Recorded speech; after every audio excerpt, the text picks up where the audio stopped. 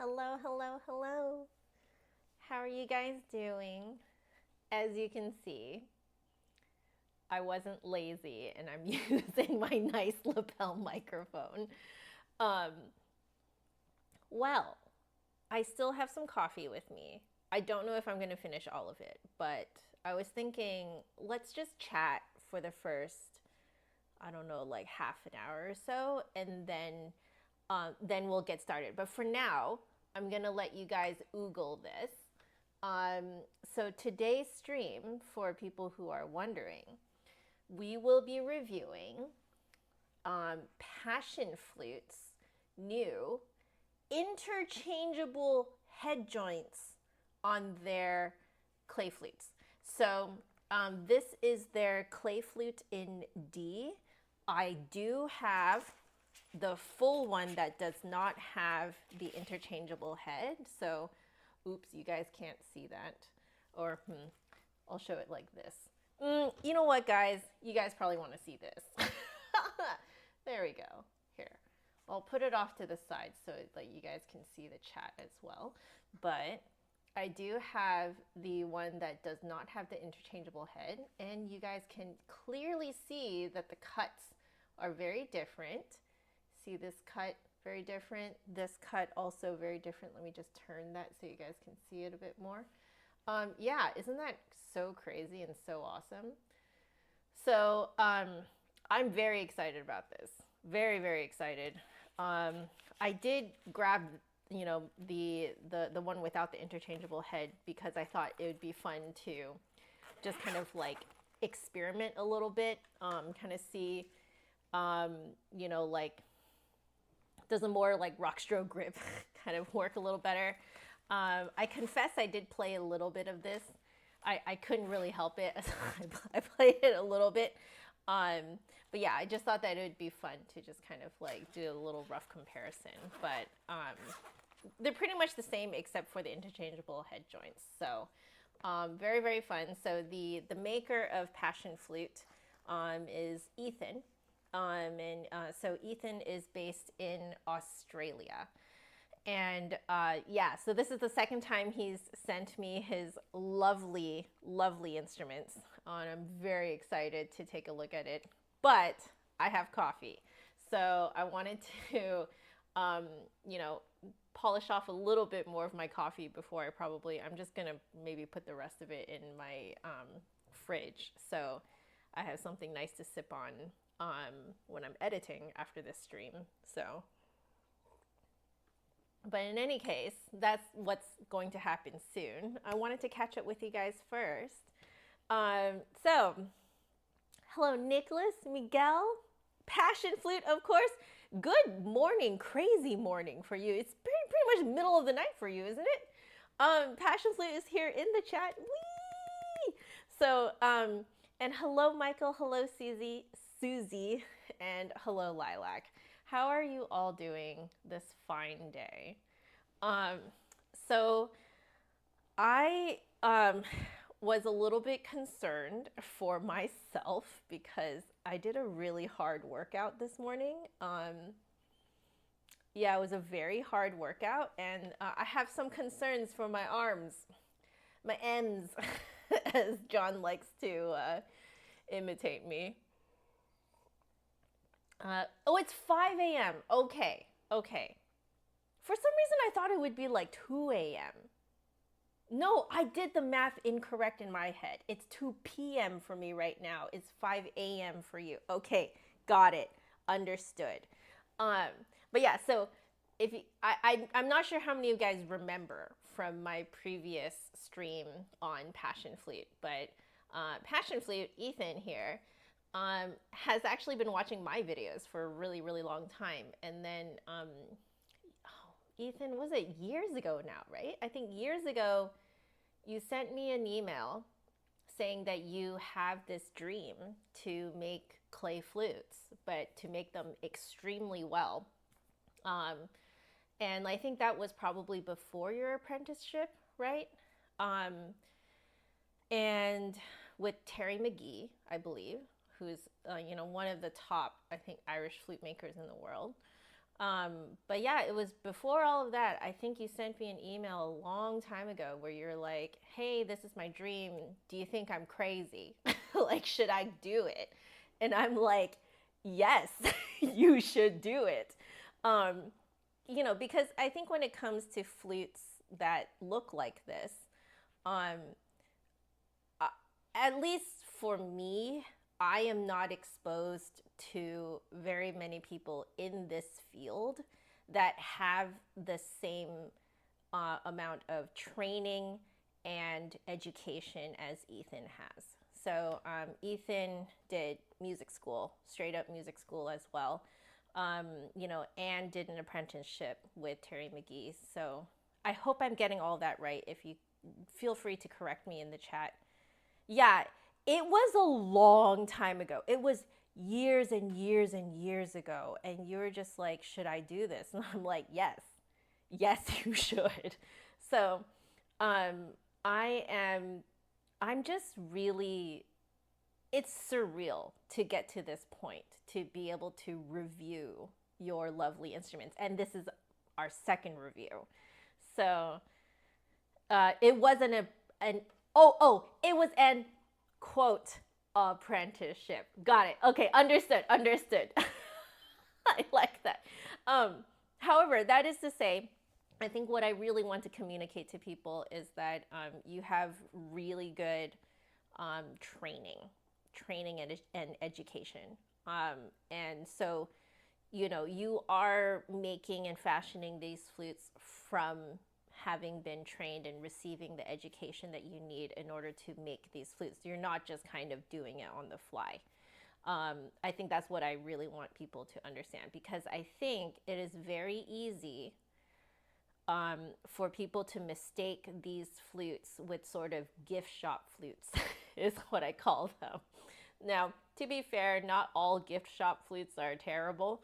As far as I understand, for some flute makers who make like a lot of more like ethnic flutes, sometimes that really is kind of part of their market, and there's nothing wrong with that. However, there is this kind of, you know, there is this, you know, if you shop around in a lot of gift shops, especially, you know, like in more touristy places, you will, and if you see flutes there, you will very quickly realize that most of the flutes, most of them, like by a huge margin, are not actually made by flute makers. They are made by kind of, you know, like souvenir makers. So I don't want people to mistake what we're reviewing right now for something of that level. This is way, way, way, way, way beyond. Yeah, I am very excited to kind of go over what are some of the things that Ethan has shared with me, and also that I notice that are very similar and also just straight up inspired by modern flutes. So, I mean, I don't know if you guys can already tell, but there's an offset G.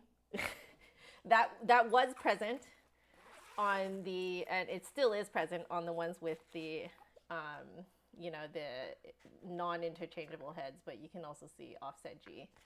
So, yeah, so things like offset G, and especially now with the different cuts for the lip hole, that's also really not something you see on flutes like this. So, yeah. That's incredible. So Terry answered your essays of questions with essays of answers without ever charging you. That's, wow, the generosity of that man. That's incredible. That's absolutely incredible. I hope you've had a chance to send him one of your flutes, because I think, like, honestly, I think that would just make his day. You know, you've shared about 100 emails. That's incredible. I almost said crazy because I want to say crazy and incredible at the same time. Also, Amir, thank you so much. I appreciate it. And Nicholas, thank you. Yeah, I did post that earlier, didn't I? I think I scheduled that earlier this week to be posted today. But yeah, 15 years on YouTube. Can you guys believe it? It's absolutely freaking crazy. So Susie is asking what the little purple crowns mean. It means that you're a member of the channel, so paying member of the channel. So I believe, isn't that what it is? Is that what it is? Says top, wait, no, top fans. You guys get experience now. Wait a second. You guys get, this is like Twitch. When did they add this? Yo, this is wild. It's top commenter. It's, yeah, it is, like if you click it, it's experience. Yo, that's crazy. Okay, wow, wow. Clearly I need to keep up with the times. But yeah, okay, you guys get experience now if you, if the more you chat. Now, again, for the lurkers out there, this is, I just want to make it real clear. This is not pressuring you to chat, okay? This is only for people who want to chat. Feel free to chat more because you get more experience. I wonder if there's something I can do with the, I need to look into this, guys. Yeah, I absolutely need to look into this. You had one earlier in this chat. I think it's experience within the same stream. Is that right? That's crazy. Okay, Miguel, you're only going to be able to catch the first 20 minutes of stream. You're starting lessons again for the first time in about a year and a half today. Getting back into shape? Congratulations. Fantastic. I feel like right now is kind of like a very typical time for people to kind of get back into lessons and stuff like that. I certainly notice an influx of students around this time. So, well, it's a revolving door. So I will experience both an influx of students and a pausing of some students because around this time is just absolutely crazy for a lot of people. So yeah, it's actually a revolving door. But yeah, guys, I've been on YouTube for 15 years. Isn't that crazy? All right. Good night, Amir. Thank you so much for dropping by. Thank you. You get stickers like Twitch too. Yes. Okay. There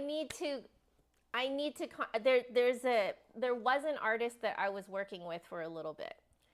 And we were hoping to have her make custom stickers for me.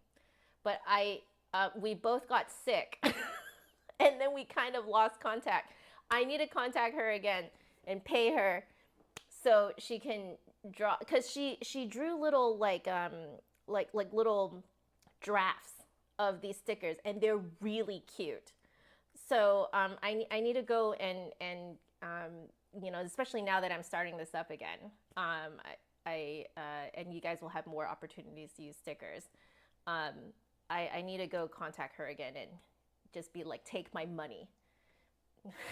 take my money. She actually already has a draft of an emote pack for me. She has drafts of some of them and they're really, really cute. So, okay, this is great incentive.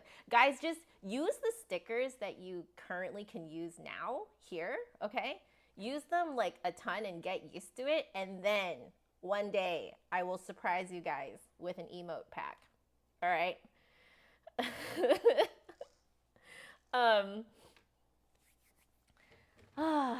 Let's see. Vericosin, hello. How are you doing? I hope you're doing well. Yeah, man, I love this, guys. I love streaming. Oh, you guys know, like, after I started streaming, it's gotten so, like, whenever I sit down to make a pre-filmed video, it is so awkward for me now. Like, I really prefer doing it like this. Oh man. yeah, keep the stickers coming. You're doing great, Viricos, and that's fantastic. I love it. By the way, when I put the poll up, I think you guys can see the poll, and I'm asking how your day is. The reason why I'm giving the 3 options of great, okay, and like I want it to be over, is because I want to acknowledge the fact that not every day is a good day. That's fine. It's okay.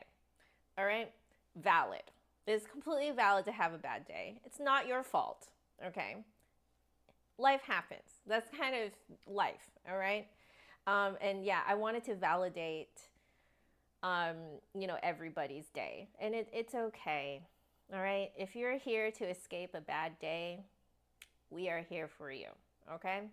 If you are having a great day, spread the positivity. If you're having an okay day, come here and we'll make your day even better, okay?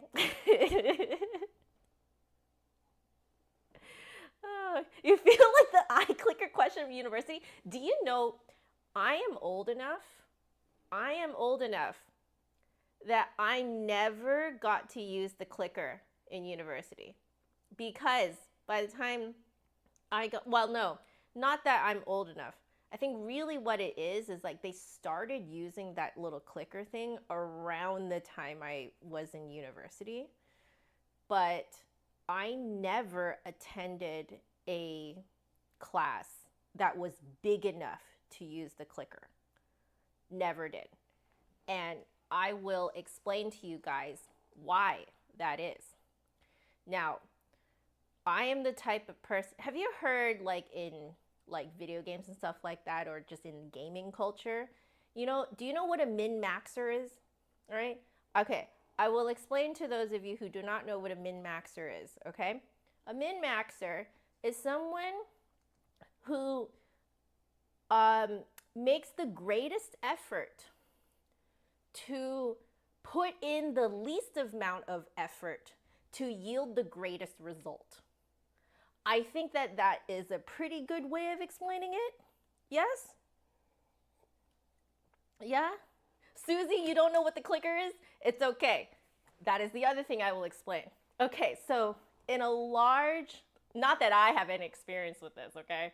But in a large lecture hall, the professor puts up the question, and each person has a clicker, and you have to select the correct answer, and apparently it just gets put into some sort of program or something, and that's like your pop quiz or something, right? Or something like that, right? You're answering, you're answering with the clicker instead of like raising your hand or writing it down and turning it in or something like that, right?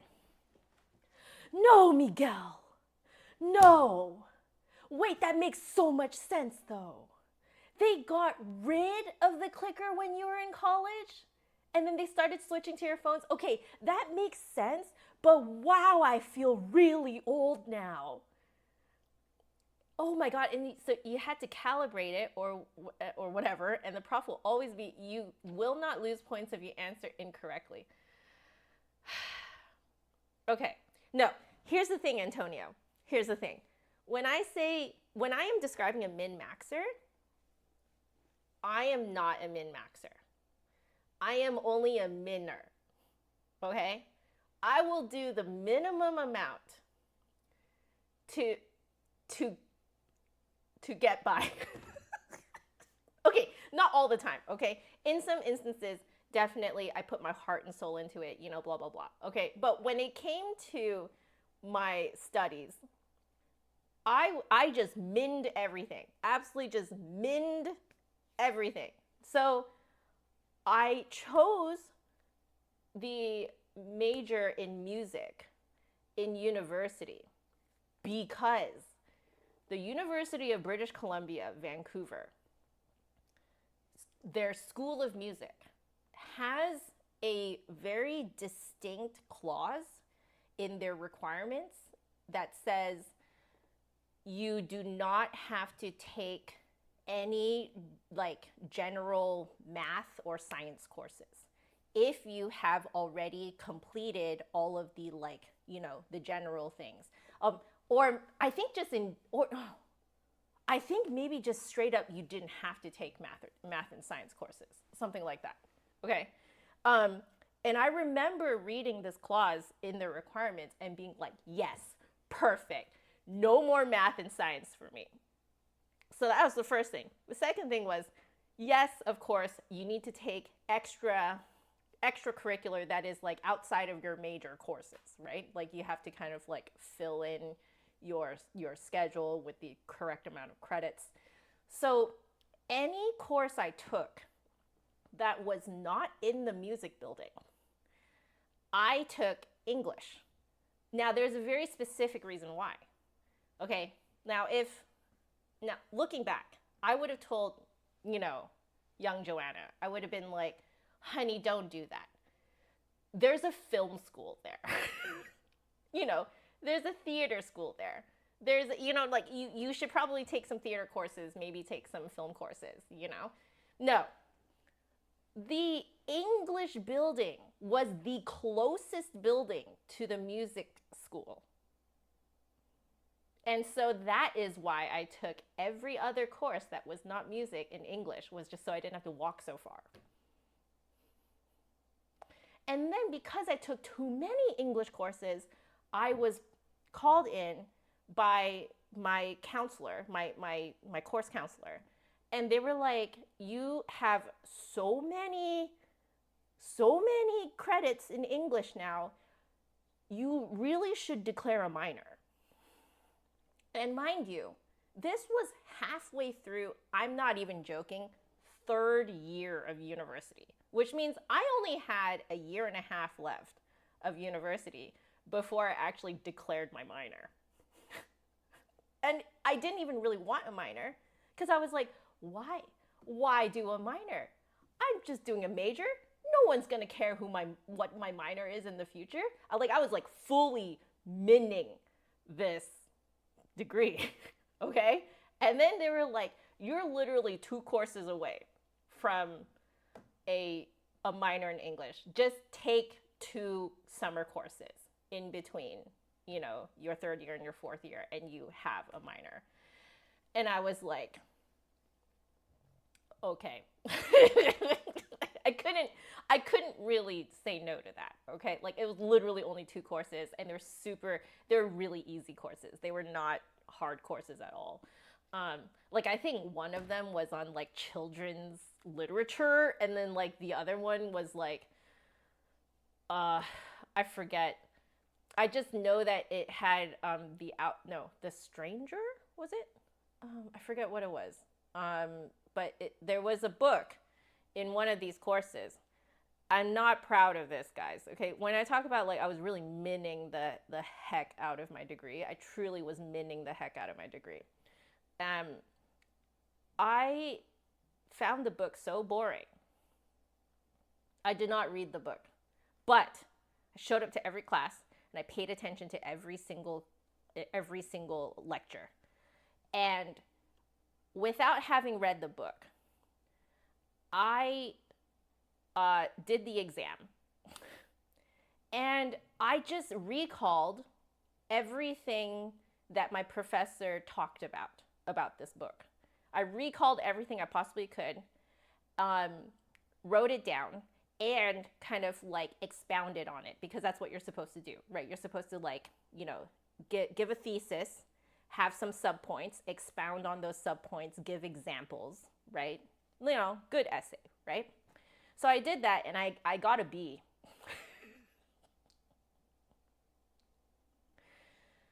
So guys, do I regret it? Yes. Don't do that, okay? It's just read the book, okay? It was, yeah. And then, many years later, I married John. We're talking about our university years and stuff like that. Turns out, John is a min-maxer. He took as many courses as he could stuff in there. He's very good with time management. Pretty much the opposite of me. Because I procrastinated. I did papers in the middle of the night. It was just the night before it was due. And yeah, I was truly a minner in university. I'm not proud of it. I definitely, repented of my ways For my master's, I absolutely put in the work. I put in the work and I'm proud of it. So like I can tell you, am I proud of my work in my bachelor's? No. Therefore, I regret it. So don't do that, okay? Yeah, I finally repented in my master's. Hey, Cranky, it's so good to see you. But anyway, now that that story is done, I want to catch up with you guys. Oh my God. Wow. Nicholas, you had to use a clicker for your music classes? You never had to use it. Oh, I read it wrong. Right, because most music classes are small enough that you don't need to use any sort of clicker or anything, but all the time for your psych degree. I think my friends told me that they used it for their psych degrees too. Yeah, their psych courses are like crazy, like hundreds of people in the same lecture, you know? I like that a bunch of you guys also avoided big lectures.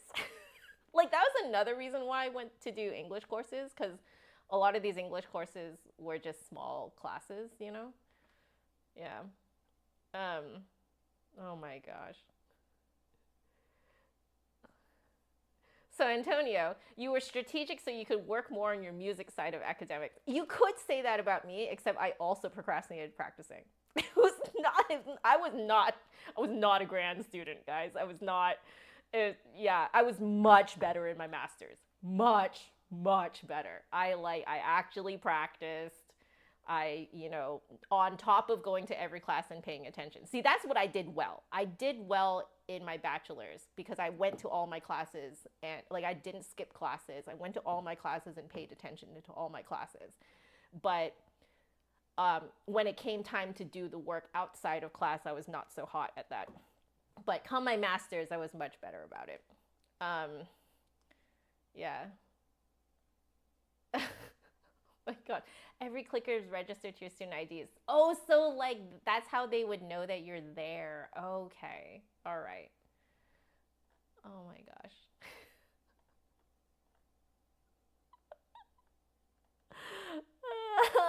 Yeah, there you go. You called it. Yeah, they made me declare a minor in English. Oh, it was a good time. I had no idea what I was doing, guys. No idea. Chris, hello, how are you?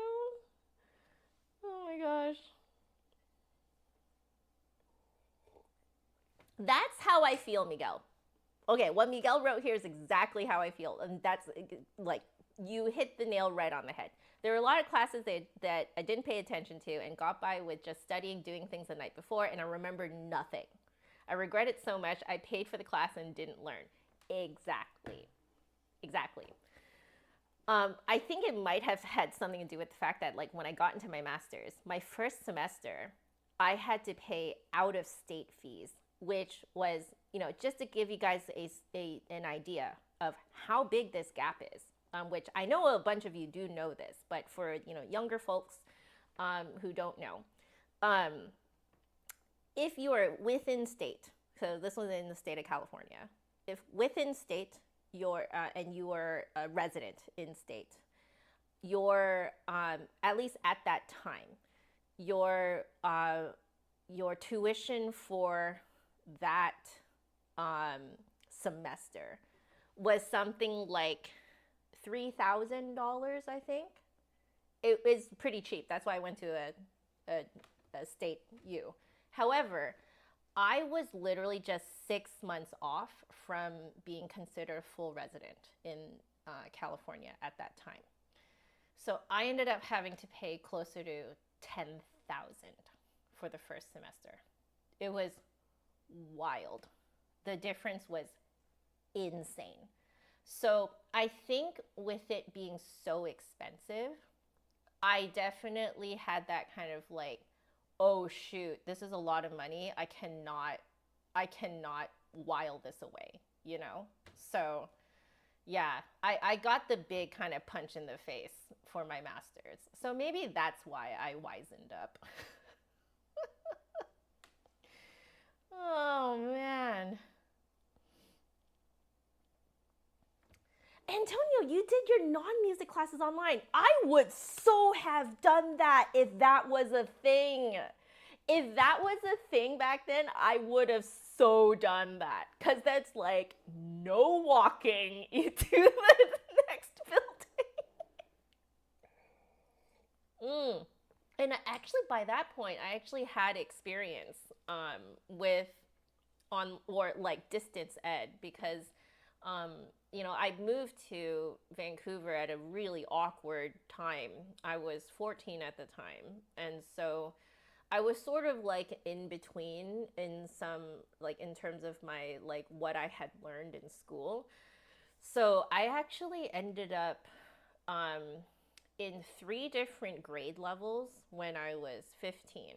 I was in a grade 9 science class, and a bunch of grade 10s because I was in grade 10.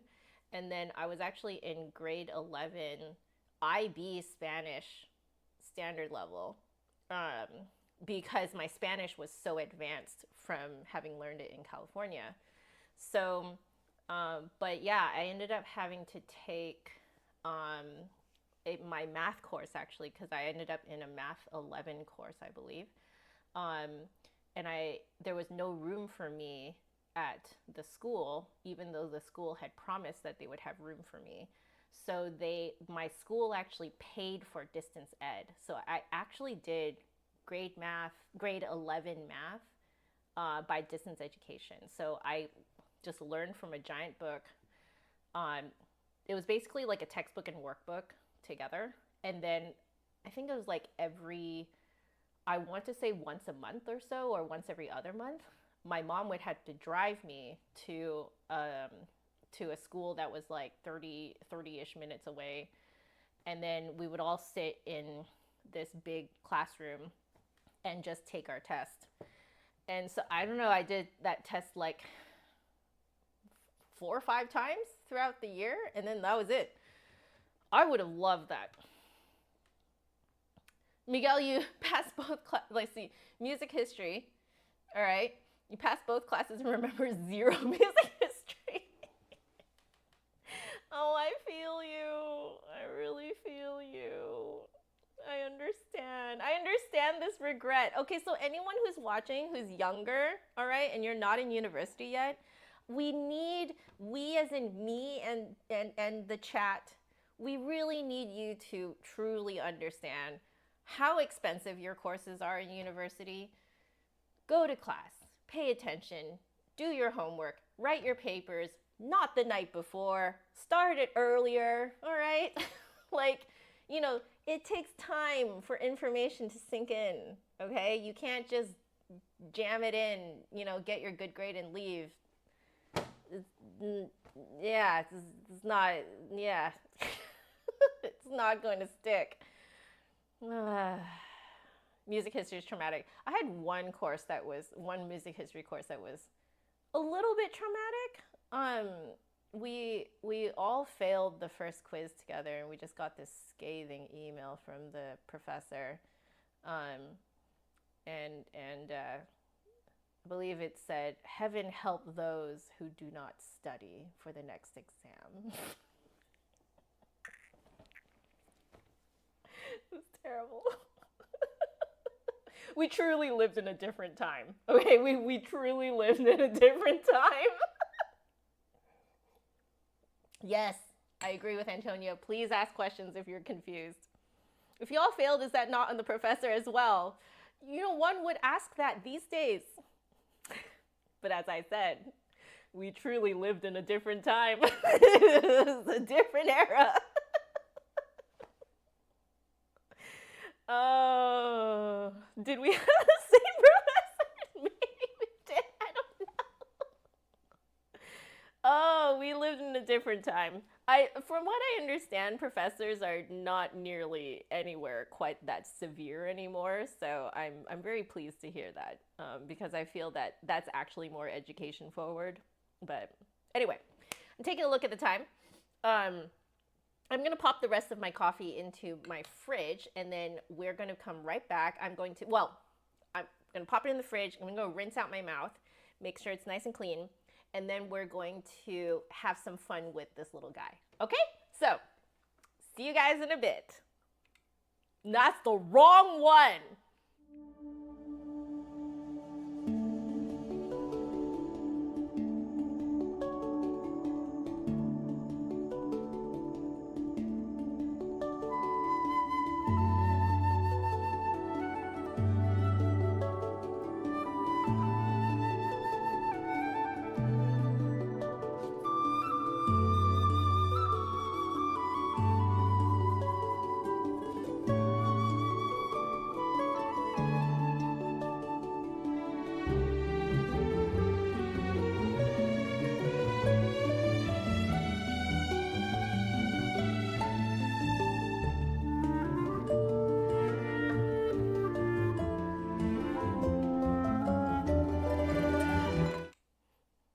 Okay, my lovelies, I'm back. So let's take a look at this beauty here. So we've got this is, I believe technically it is a custom made D Piccolo. So Ethan wrote up a wonderful guide for me. So I'm going to be kind of reading off of it right now, just to kind of make sure that I cover all of the specs that we want to cover. Now, if you look in the video description below, you'll see that I've put in there actually a few things into the description. I believe I left for you guys a link to this exact, like the custom product page. So yes, so I left for you guys just the website, the whole website, the custom Passion Flutes. So that one lists out all the different custom flutes that he makes, and then you can kind of pick, I think it's like you can pick which key you want. Yeah, let's see. Yeah, you can pick from D5 and C5 and G4. And then the one that we are looking at today is, let me just make sure. I believe this one is the, oops. Whoopsies. Okay, let me try. Okay, there we go. This one is, yeah, this one is the custom PF Perform Piccolo. That is the full name, in the key of D5. So the lowest note that you'll hit is a D5. So that's why it's called a piccolo, because it's basically like about 1 octave higher than what we would play on the modern metal flute, that is. Okay, cool. So let's see. This one, right, so now that he has come out with, you know, interchangeable head joints, Ethan wanted to kind of like differentiate the different flutes from each other. So he's giving them new kind of updated names. So there is the, let's see, Passion Flute Play, Passion Flute Perform. So this one's the Perform. If I am not incorrect, I'm guessing that the one that without the interchangeable is the Play. This one, I believe, this one. So Ethan, though, if you are in the chat and would like to correct, I'm all about that. But yeah, and then there is going to be a third tier, but it is currently a secret. He's working on it. Okay, so currently there are 2 tiers, but that's why this one is called the Passion Flute Perform, because he is actually like, this is your kind of like, this is like the 2nd tier that he has on here. Okay, cool. So he has descriptions for all of them. So the Passion Flute Play, so this targets players mostly wanting to play by themselves or in small casual groups. Yeah, so this is if you just kind of want to whip a flute out at home at any time without having to set up or anything, and you just like play a little bit. So offering an exceptional playing experience and being very low maintenance, these flutes allow players to dive into conical flutes or flute playing in general on a quality instrument without costs getting out of control. Very true. So these are the exact same flutes as what I reviewed last time. There we go. That's the confirmation. So it's these guys. So I do have one in C. So this is the one in C. And then I have a bigger one, which is the one in G. So this guy. Yeah, see, he's so big he doesn't even fit in the frame. Cool. So I wonder if I should actually change the title name of the last review to Passion Flute Play, because then people will be able to find the review more easily. Yeah, I think I'm going to do that. Anyway, then we have Passion Flute Perform. So this targets players intending on performing, recording, or who frequently play in groups. This might actually be really good for session recorders. The first thing I'm thinking of is the fact that you can tune it, because, you know, if you have interchangeable head joints, then you can actually tune it properly to like what you want, and you don't have to like use your mouth to bend the notes.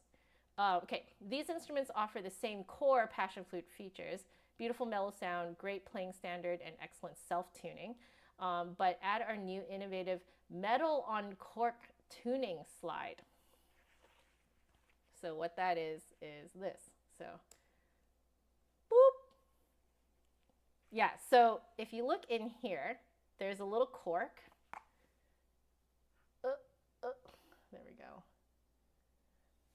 Yeah, so this is lined with cork on the inside, which actually this is making me think I should oil this sometime. I think I should. Should I? Ethan, I can see you're still here. I do have cork grease. Would you recommend cork grease? Because I live in a kind of like, my area here compared to other places in the world is more or less considered more on the dry side. So let me know if you think I should use some cork grease. Because I feel like that might just make it so that every time I like take it on and off, then it, you know, I won't like end up accidentally ripping the cork or anything. But yeah, they're all lined with cork. Yeah, very cool. I can use cork grease. Perfect. Oh, come on. Oh, you gotta love. Yeah, there we go. Now you guys can see it in full HD. Cool. Okay, so I can use cork grease if I want to loosen it. It's not strictly necessary, but it's much nicer with than without. Okay, I think I will personally, and the reason for that is because I'm just paranoid. So I think what I'm gonna do, if it's not too sacrilegious, I'm just gonna actually very lightly rub some on here, just so that it kind of gets onto whichever head joint I put it on. Just gonna rub it around a little bit. Okay, we'll do that. And then, because I can tell just from it having sat in my office for a bit, like I was getting a little bit concerned that the cork, like I would end up one day ripping the cork. So nice to know that I can, oh yeah, that's really nice now. That's super nice. Yeah. Yeah. Oh yeah, that's nice. Okay, so I think I will like lightly grease it every now and then. But there you go. Let me zoom back out a little bit. There we go, put it over here. Lovely. Okay, so let's see. The tuning slide allows the flute to be retuned at will like metal BEM flutes. by pulling the head joint in and out, making it far more suited to performances or recording contexts. Yes, I just said that. Perfect. More about our fancy new slide later on. Perfect. This is the tier that of flute that I have received. Perfect. Okay, so so this is your first offering with interchangeable heads. Very exciting. Let's see. Currently only the Piccolos are available, but more, including all F flutes and D Irish flutes, are on the way. So this is like right after the prototype, basically. So it sounds like interchangeable heads not quite made yet for like all of the flutes, F flutes and D Irish flutes. Oh, exciting, exciting. Okay.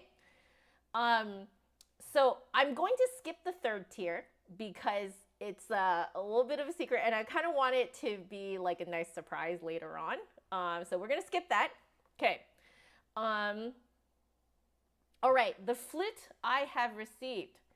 This one is number 150. It is the last prototype.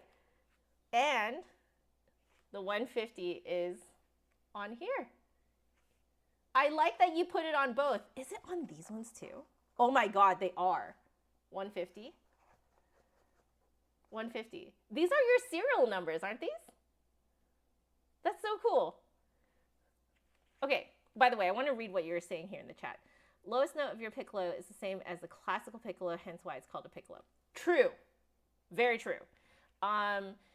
So actually effective, it's actually effective, effectively an antique style simple system piccolo without a mechanism. Plays exactly the same. Yes, yes, it does feel like it too. You can use cork grease. Let's see. Oh yeah, putting on more, like too much cork grease would definitely make a mess. Agree. Agree. I'm gonna put on a little bit just so that it'll kind of slip and slide a little bit better. Okay, wonderful. So, oh boy, you've made more than 150 as you don't give them all serial numbers. Oh, are these serial numbers for your prototypes? I'm so honored to have a prototype. This is wonderful. Okay, let's see. So this is now available for custom order with limited pre-made stock. Great, awesome. Coming onto the website right around the review now. Okay, let's see. Possesses the new innovative metal on cork tuning slide and 3 head joints, each with one of the 3 standard embouchure cuts you offer. Great. So the 3 standard embouchure cuts are rounded rectangle. Let's see if I'm right. Let's see if I'm right. I think this one's rounded rectangle. Ellipse. See, this one I'm not sure. I can definitely tell that these two are different, but I'm unsure. Is this the ellipse? And 2 semicircle. This is the first time one of your flutes has been available with each head joint, and therefore the first opportunity to test the head joints individually, isolating all other variables. Oh yeah, that's true. That's true. Because I guess you do have more variables with each flute, right? Okay, okay. This flute was glazed in an experimental variation of the ancient blue finish. Ooh, it's not available by default in the custom order menu, but if anyone wants a flute like it, you can absolutely make it. They just need to reach out via the contact page. Okay, sounds good. So if you guys want like more things that are not available, ask. Okay. Left is ellipse. Oh, 2 semicircles on the right. Okay, wonderful. Thank you so much. I am so spoiled having you in the chat. I am so insanely spoiled. Wonderful. Oh, I understand. Because this is like if you shoved 2 circles next to each other, 2 ends of semicircle together, right? 2 semicircle. Yeah. Understand. Whereas this one is like even more like rounded on the edges. Yeah. So just putting it out there, I'm personally guessing that I'm gonna like this the most, the rounded rectangle, because I like that on actual like BEM style flutes. So I would not be surprised if this one ends up being the one that I really like, which means I should probably actually try, I think in order of, I'm going to guess that in order of preference, I'm probably going to like this one the most, this one second, and then this one might be a hair tough for me. I think it might be a little tough for me. Okay. Let's see. There are two ways that this prototype is different from the flutes that the customers will receive. Okay, this is interesting. First, the joint is more fragile than the final project. Oh, so the joint that I have is more fragile. Okay, that's fine. That's completely fine. The metal tube only inserts a small way into the ceramic on the body side. Oh, making it somewhat weak. Okay, in the final products shipped to customers, you've increased the depth that the tube goes and the amount of glue holding it in place, increasing its durability. Okay, so what he's saying is, if you guys want kind of a visual of this, so this metal tube only goes in like a bit-ish, and then he's saying that for the flutes that you guys will receive, because this is a prototype, he's going to strengthen it by increasing the length. I'm just guessing how far you're going down in here, but he's regardless, he's increased the length that this tenon basically goes into the body side of the flute. Okay, very cool. Let's see. Second, the flute is a little flatter than the final product. Okay, good to know. Which means, so if it's a little flatter, okay, understand. I understand why you did that. Because if it's pushed all the way in and you want it to be even sharper, you have to do it with your mouth. Because essentially you want to make the whole length shorter if you want it to be sharper, right? I like what you did then. The flute as is comfortable for you, Ethan, to play in tune. However, for players who are flatter than Ethan, it may not be. As such, we'll be tuning future models to be a tiny bit sharper so that flat playing players will still be comfortable and sharp players need only pull the slide out a few millimeters or so more. That reminds me of how BEM flutes, BEM style flutes, they're actually sold typically at 2 hertz higher than what your standard is, wherever you are in the world. So for American flutes, because our standard A is at A equals 440 hertz, the flutes that are sold to us are actually sold at A equals 442. And the reasoning for that is pretty much exactly what Ethan was describing here. That if it's a little sharper, you can always pull out to make the whole tube longer and thus a little flatter, right? You can't push in further if it's already hit the like that end length that it can go in, you know? So you can't push it in more, but you can pull out. And so this makes it a lot easier to like kind of fiddle around with your flute if it's like cold out, or you know, if it's cold, if it's hot, et cetera, like weather can affect how your instrument tunes in general. If it's cold, you're going to play flatter. And then if it's warm, you're going to play sharper. And this is for flutes. Not every instrument works the same way.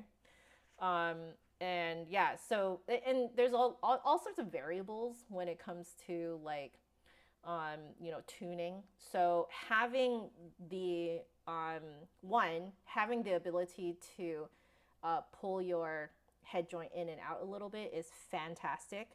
On top of it, what Ethan is saying here, which is he's actually making all of the flutes a little bit sharper.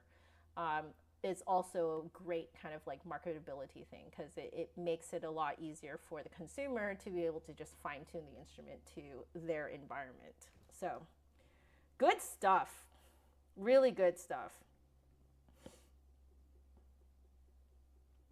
Oh, really? You stole the names from Terry McGee as well. He uses the same words to describe his head joints. I love it. Perfect. Perfect. 442 flutes are a little bit shorter body-wise compared to a flute that is tuned to 440. I feel like that absolutely makes sense. Yeah. Yeah, you essentially make the body shorter. Oh, okay, okay. Interesting. Okay, so let's see. All right, so more about the tuning slide, the metal on cork tuning slide. So traditional tuning slides are very expensive due to the precision machining required to make them. So we've developed a new style that's much more affordable while being just as effective. Back before tuning slides existed, flutes used cork joints like those on a clarinet to tune. Yes. Isn't this what Baroque flutes used? So for me, I recall having a singular lesson on caring for the joints of a Baroque flute. And there was a lot of threading involved and things I didn't really understand. You had to grease it, I think. Yeah, it was all very overwhelming. And I was just like, oh no. Okay, let's see. The issue with these cork joints is that they're very thick and create a large cavity when you pull the flute head joint out, which can impact the sound. Oh, metal on metal tuning slides were developed as the thin metal tubing dramatically reduces the impact of pulling the head joint out to tune on the flute. However, they were and remain rather expensive to make. That makes sense. That makes sense. Our new metal on cork tuning slide, however, takes the best of both worlds. By using an internal brass tube against a cork outer layer, we're able to make a tuning slide that is as thin as a true metal on metal slide, whilst being nearly as affordable as a cork joint. This is the innovation that makes Passion Flute Perform possible, a clever rethinking of an old problem that brings down prices without bringing down playing quality. And special credit to Terry McGee, who came up with a very similar solution before Ethan with his MDT, or minimum disruption tenon. So that's what he came up with. Okay. So we've also designed the joint to be highly repairable by gluing the cork in with shellac. Okay, perfect. Shellac is what all flute makers use as their glue for anything they have to glue on a flute. So like, think about like your cork and your pinky key.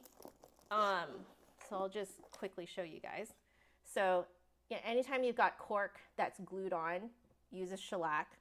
I believe your cork plate onto the cork, also shellac. For me, the special thing is my C key riser is cork literally shellacked onto the key. Okay, so we're using shellac. Wonderful, wonderful. Yeah, and shellac is very easy to dissolve, from what I understand, that's actually why it was suggested for my flute to, when I asked for the C riser, that's why they use shellac, because they have all the things that they need in a flute workshop to dissolve it. And so yeah, I've actually had that C key riser replaced once, I think. And you can't even tell. Yeah, they clean it up real well. Okay, so, and exactly like he's saying, let's see. So, an easy to remove glue that is a staple in woodwind repair shops. There you go. So if your slide or cork does at some point sustain damage, it should be easily repairable by either Ethan, Passion Flute, or a woodwind repairer following instructions from Ethan. Yeah. That's so nice, man. Like, you really thought this through. Like, that's great, because yeah, like cork and shellac are like two of the most like ubiquitous, you know, ingredients that you're going to find in a woodwind repair shop. Like, that's wow. You're so considerate, man. That's incredible. Okay, now we're getting to the head joints. Okay, so for the head joints, we have the three again: rounded rectangle, ellipse, and two semicircle. So the names naturally describe the shape of the embouchure hole, but there's a little more going on behind the scenes. Let's look at each one individually. Okay, so our rounded rectangle, which is this one, okay? Our rounded rectangle style embouchure is intended to replicate what you might expect from the typical modern metal flute. Specifically, it's based on a Muramatsu head joint that Ethan owns. So if I hope that is not a surprise to you guys that Ethan is a true flutist. So I traditionally refer to this one as the easiest for metal flute players to become familiar with quickly, and the embouchure with the greater potential for loudness and power. That makes sense because rounded rectangle typically is more free blowing. So Ethan switches between which embouchure is your favorite depending on context and the day, but the rounded rectangle is perhaps the one that is the most frequently your favorite. Yeah, probably mine too. Then again, it's based on the head joint you use the most when playing with metal flute, so who's surprised? This is making me wonder if you would ever do a crazy custom where someone, and I'm not saying you have to do this, but I'm just kind of thinking out loud here. I wonder if you would ever do a crazy custom where someone sent in their flute to you, their BEM style flute to you, and then you essentially like did a close approximation of the cutting of their head joint. I'm not saying you have to do this. I'm not saying at all, but I just think that would be like if someone threw enough money at you, it might be an interesting thing to entertain. But it might have to be one of those things where you have to up the price enough to justify it. You have thought about doing that? Yeah, but okay, I'm just going to put it out there for you guys, for those of you guys who are watching. When you're doing something as custom as that, it's very easy for a business to get taken advantage of if they don't raise the price high enough to kind of essentially filter out their customers, right? So the price being that high is actually somewhat of a vetting kind of filtering system, just to make sure that whoever is asking you to put in all of this crazy work to do a custom cut for you is actually going to follow through with their full purchase and everything. So this is why I know that some of you have, had conversations with me about talking to different brands to get, very specific custom things on their BEM style flute. And there has been some sticker shock and also some surprise that these companies, even though they're very large companies, ask for full payment up front. So just so you guys know, I actually did full payment up front for my C-foot joint from Brannon. And it's very much the same idea, right? Like if you're asking for something super, super custom like this, it is good business practice to protect the company that is serving you, for them to ask for money up front to make sure that they're actually paid for the work that they're about to do for you. And two, to make sure that as the customer, you are actually committed. So that is the reason why custom things are at such a high price, because unfortunately, as businesses, there's always, some interesting, questionable customers who don't actually fully commit. or didn't even think about what the price would be. You know, they're asking for something, and then they get the sticker shock once they actually get the price. So to avoid all of that, it is good business practice to just kind of be like, here's an absurd amount of money that you have to pay for my time, because this is time that you're taking the company away from making their usual product that they will like stock and they know that they have buyers for, right? So you're actually paying for that as well. You're paying for that, for their time, you know, that they wouldn't be able to work on other things. So there you go. Just, I know that there are some people who are watching these reviews and don't really aren't really thinking of it from a business standpoint. So I just kind of wanted to put that out there, and especially because I had to just open my big mouth and ask you if you've entertained the idea. Now I'm like, oh, I better put this disclaimer out. So, yeah. Yeah, right? Like exactly as Ethan is saying here in the chat, it doesn't really make sense right now because they would have to ship their flute to you. It doesn't make sense for you to pay the shipping back to them too. So they would have to pay the shipping back to them as well, which gets crazy when things go international. Yeah. But with some of the things you've got planned for the coming years, it may one day make sense. Amazing. Amazing. That would be amazing. But again, no rush. Figure things out slowly. Okay. You know, and then once you've you know, maybe trialed it a few times secretly, then you can try putting it out there publicly.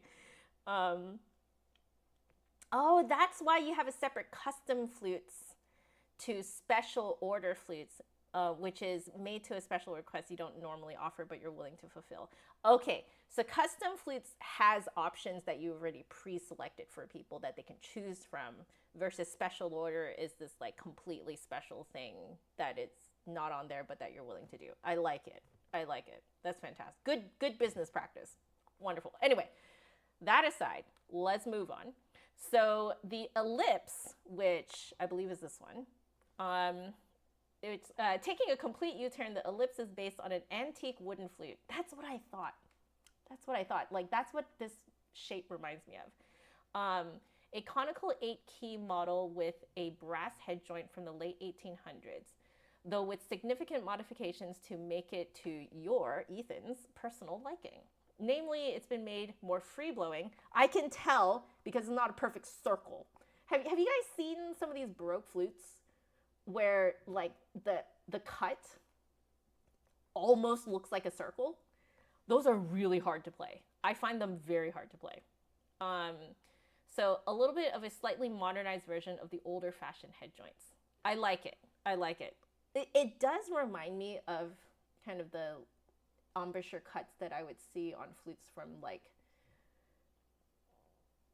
I want to say like 60s, from the 60s-ish, 60s, 70s. Like, that's what this kind of reminds me of. Like, older flutes. Older BEM style flutes. Okay. Wonderful. And then the 2 semicircle cut is meant to be of an in-betweener sitting between the ellipse and the rounded rectangle, though you feel it has a character of its own somewhat. It's based on a Sankyo head joint, taken from an older model made in the 1990s. Oh, you know, now that I've read that, looking at this, yeah, it does look like very typical cuts from around that decade. Yeah. Honestly, not sure which of Sankyo's modern head joints are most similar to it, as you haven't played any of the current range, but this embouchure you feel sits in the transition period in history as embouchures became bigger and more square. Yes, agree. I agree with you. Yes, I agree. Okay, so you've been intentionally a little vague because you're interested to see what my experience and opinion is. Fair. Okay, we're about to figure that out real soon. So having had, with me having had the chance to play and analyze so many more flutes than you, Thank you. That's sweet of you to mention. In any case, from a buying perspective, any of these can be purchased when ordering the PF, so that's the Passion Flute Play and Passion Flute Perform flutes as custom order. And Passion Flute Perform purchasers can order extra head joints with their purchase as well. That's really nice. I like that. Okay, so costs and ordering. So as always, these flutes can be ordered pre-made with already finished flutes ready to ship, or as a custom order where you can select the embouchure hole and the finish that you want. The Piccolo sent to me, as is, with all 3 head joints, is going for 639 Australian dollars. So that is approximately 415 US dollars is all 3 of these. So yeah, guys, this is absolutely the price that you would expect to pay, if you're like a session recorder or something and you want like a really good quality instrument that, is like this. With only a single head, it would be 339 Australian dollars, which is about 220 USD. Wonderful. So here's a quick breakdown of the costs. So Passion Flute Perform Piccolo in D5 as a custom order, where you're getting your own finish and stuff like that. Again, so 339 Australian US dollars. But if it's pre-made, it's cheaper because it's already there. So pre-made is going for looks like 40 Australian dollars cheaper. So 299 Australian US dollars, going for about, which is about 195 US dollars. And then for your optional head joints, so each additional head joint is an additional 150 Australian US dollars, which is about an extra 100 US dollars. And for the straw fire finish, which I'm not quite sure what straw fire finish is, but it looks like it's a special finish, is an additional 10 Australian US dollars, which is approximately an additional $6.50 USD.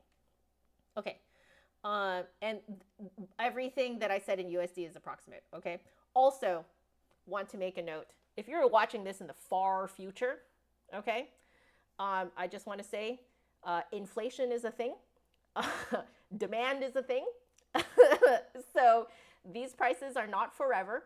And I want to say that that is the case for any business out there. Okay. So, yeah, all prices that we have talked about here is dependent on the time. Okay. And it is subject to change. All right. Straw fire is what my other Piccolo is. Oh, all right. I can show you guys what the straw fire finish is. You got me a nice one then. I didn't know that this is an additional $10. Okay, so this is the straw fire finish. I'm gonna be real with you. I freaking love the straw fire finish. I'm into this kind of like, it has like a grittier look to it and a grittier feel, right? This one has that like the glazed feel, which is really nice, but I really like this. There's a grittier feel to it. I really like it. It's really nice. So this is straw fire. Yeah. Chef Maiku, hello. Okay, wonderful. So we have made it through the write-up. So now it is time to try these. I'm very excited. Okay, so let me go here. So I think what I'm going to do is just start playing pretty much, but I think what I want to do is kind of go in order of what I think is going to be my least favorite to my most favorite. So I'm going to start with this guy. So this is the Ellipse, and it is kind of closer to like a more almost like vintage cut.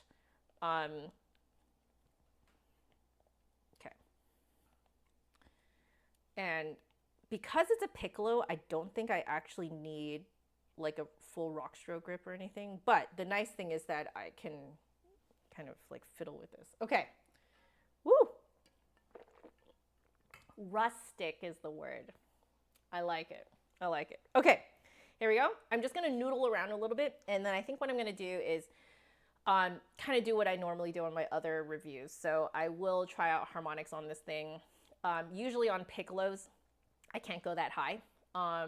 So just as a warning to you guys, I can't actually go as high as I normally would on a flute. And then, but we'll do harmonics. I'm gonna play around with tone color dynamics. There's no mechanism, so I don't, I don't have to test the mechanism. Let's see, articulation, right. I need to do some tonguing. And then I might just kind of bust out some tunes here and there. So here we go.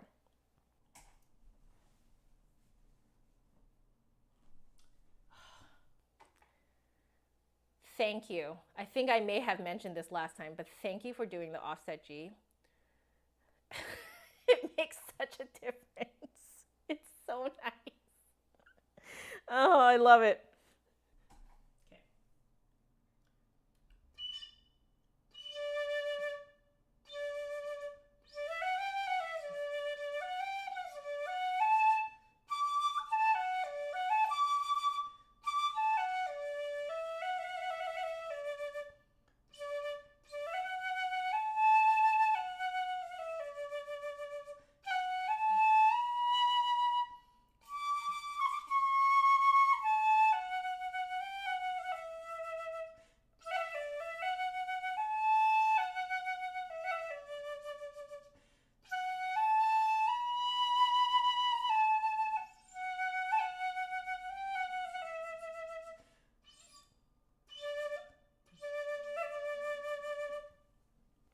Okay, so I'm definitely still like figuring out how much of a piper's grip I'm using for this. I think on the right hand, I'm going to be using a piper's grip, but not on the left hand. So let's try it out again.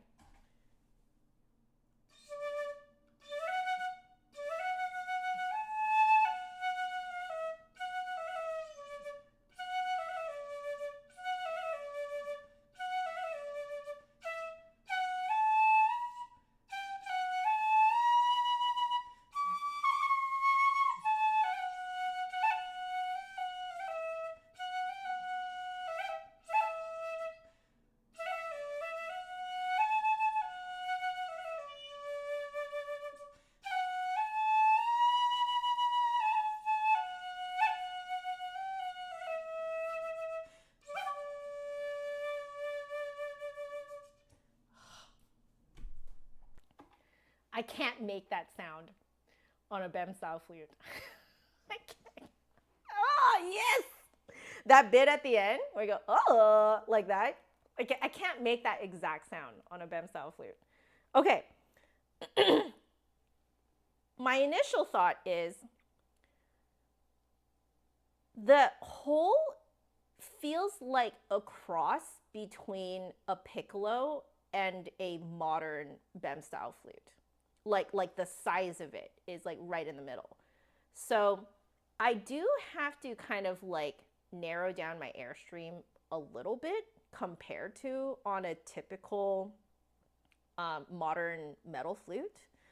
But I don't have to narrow it down as far as a typical piccolo. But I'm curious now. So I'm actually going to bust out my Trevor James, because the Trevor James piccolo I think is closer to this than my Nagahara. My Nagahara is a cylindrical, whereas my Trevor James is a true like conical. So let's take a look here.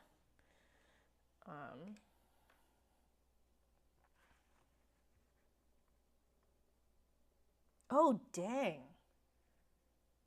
it's the same size.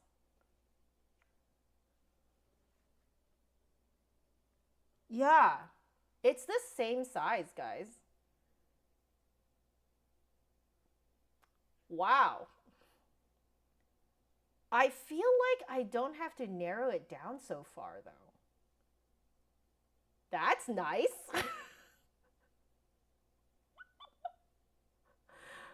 Oh my God. Yeah. So like, okay, I know that on camera, the Trevor James looks absolutely massive compared to it, but if you look at only the hole, they're about the same size. Yeah, they're about the same size. So it's like you took a flute embouchure, like a Bem C flute embouchure, and then just sized it down to a piccolo size. Which is making me wonder, when you eventually do this for like, you know, the F flute and the D4 one, right? Because I think you mentioned that you're going to do it for, yeah, D Irish flute, F flutes and D Irish flutes. So that means that you need to essentially make it proportional to the size of the flute, right? Wait a second. I think last time I did not compare the embouchure sizes. Wait a second. Oh my God, wait a second. Yeah, look. This is C. This is a C. Like you see is bigger. And you can actually see,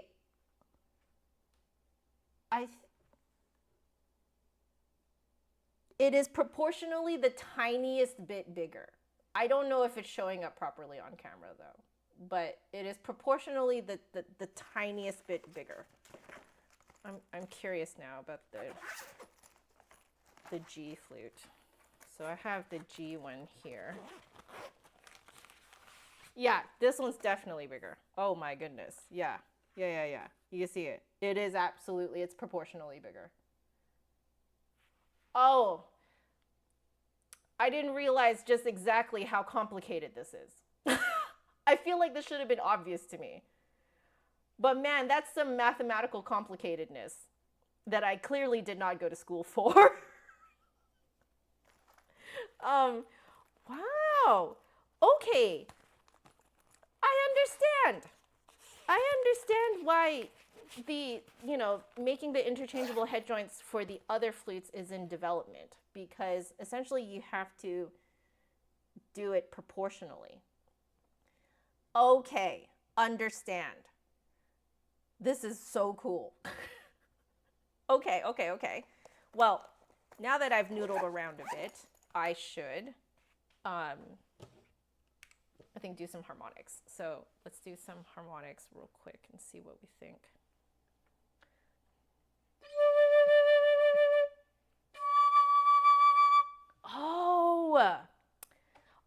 Oh, is that why? So this piccolo's bore is much larger than a typical piccolo. It makes it behave much more flutey, and that might be what I'm feeling. Yes. I'm so curious now.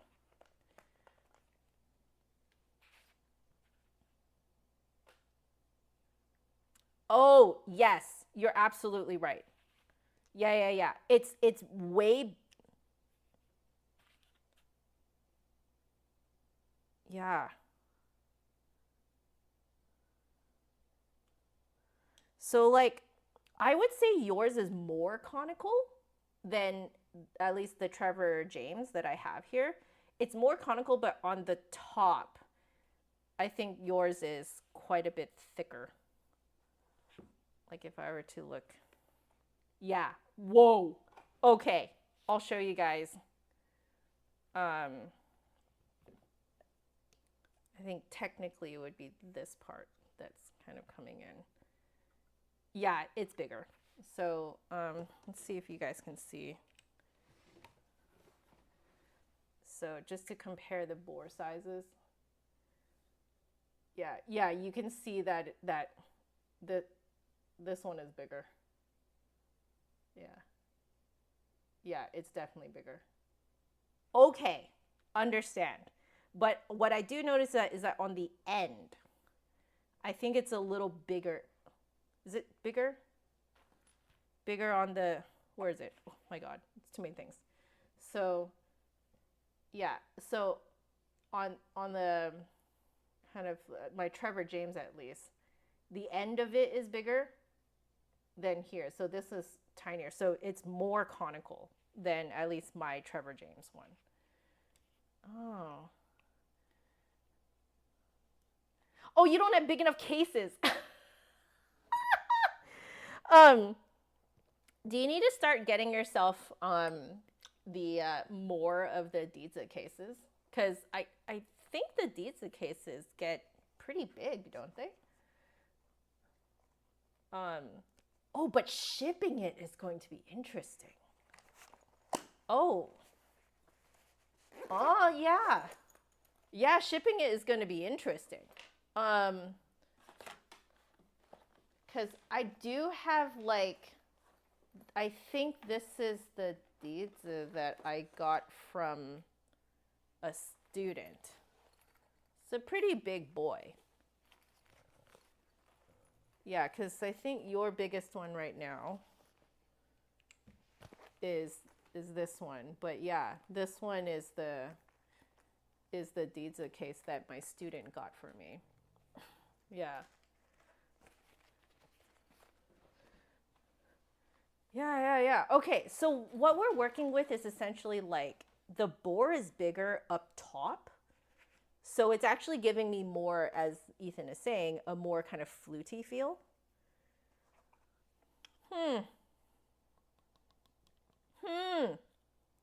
Interesting. I don't know why, but it just has never really occurred to me that like the bore on the inside of the flute can really affect how wide of an airstream I'm putting in. So because it's bigger up here than on a piccolo, I feel like I can put a bigger airstream in. Oh, okay.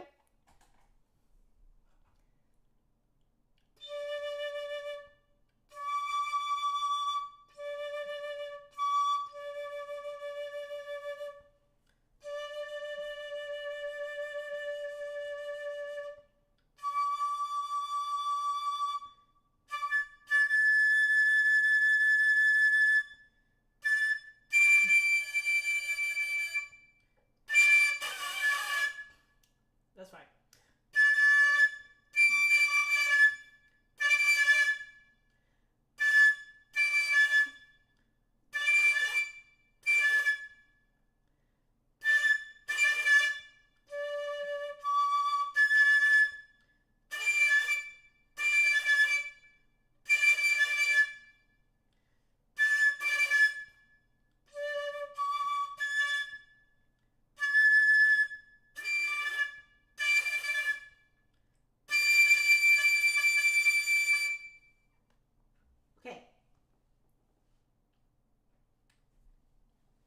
It's very forward playing. It's all up in the front of the mouth, in front of the teeth, I think. I'm going to mess around a little bit more.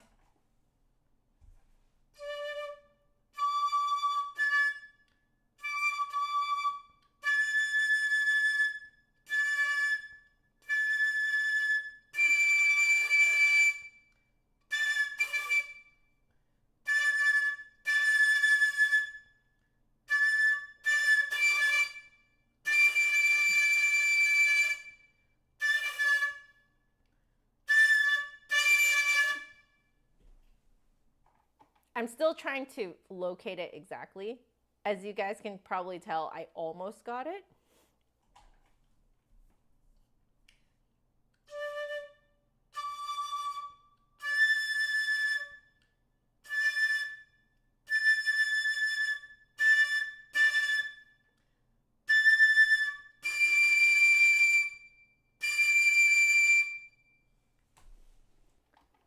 Okay. I think based on the patterning, I was expecting it to sit higher in the mouth, but this might be that outlier harmonic, that it sits more forward. Oh, okay, okay.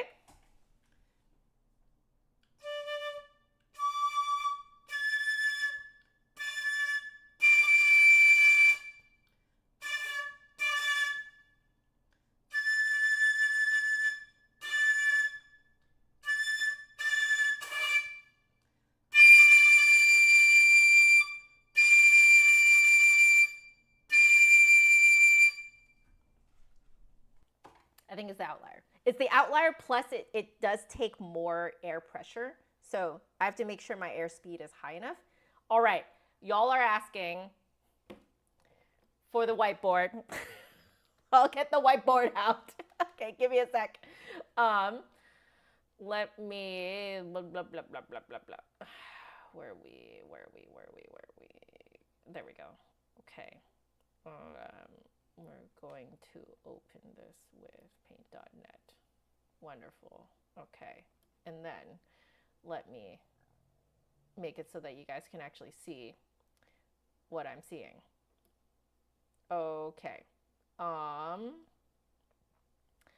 Where are you? There you are. Beautiful. Okay, so what we have here is, this is the ellipse. So let's type that in here. Somewhere, yeah, that's cool. Okay. Okay. So this is the PF Perform Piccolo in D5. This is the ellipse head joint. Okay, so time for me to draw. Okay, so it does play very, it feels very modern. Which means that if you're going to play this thing for, like, if you're a session recorder or something, this is not going to be a huge jump from how you normally play on a flute, which is nice. You want that. Okay. So our lowest note, which is D5. I'm just going to make sure.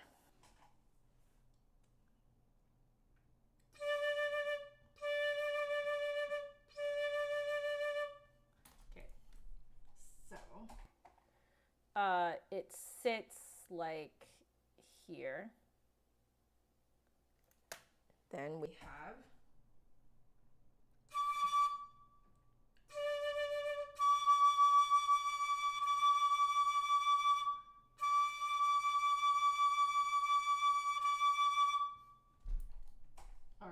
all right, so D5 sits like right here. It's actually a pretty big air bubble.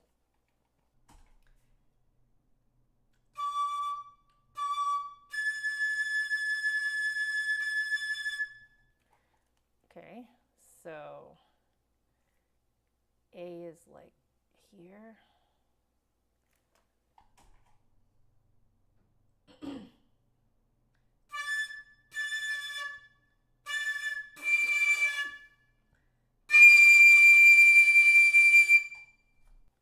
I'm finding it faster.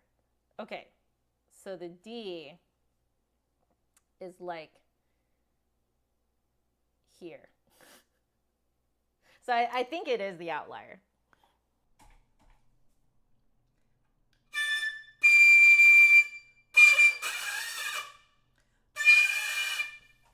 Okay, no. I was trying to see if I could get higher. On a piccolo, I can, like, I would say, like, on a modern piccolo, I can get up to the high F sharp, but oh, it's difficult. But this is a pretty good rough map, I think, already. Let me just very quickly label this for you guys. Okay, so we have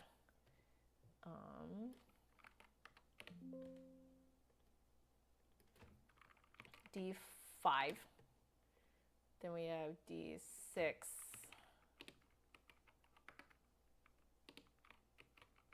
And then this one is A6. And then this is D7. Okay. All right. Okay. So that's what we're working with right now. Let's, I guess, fiddle with other things now. So, oh, right. You guys might want...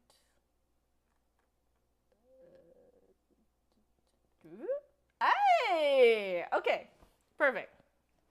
So I'm going to mess around with like a tone color dynamics type of thing.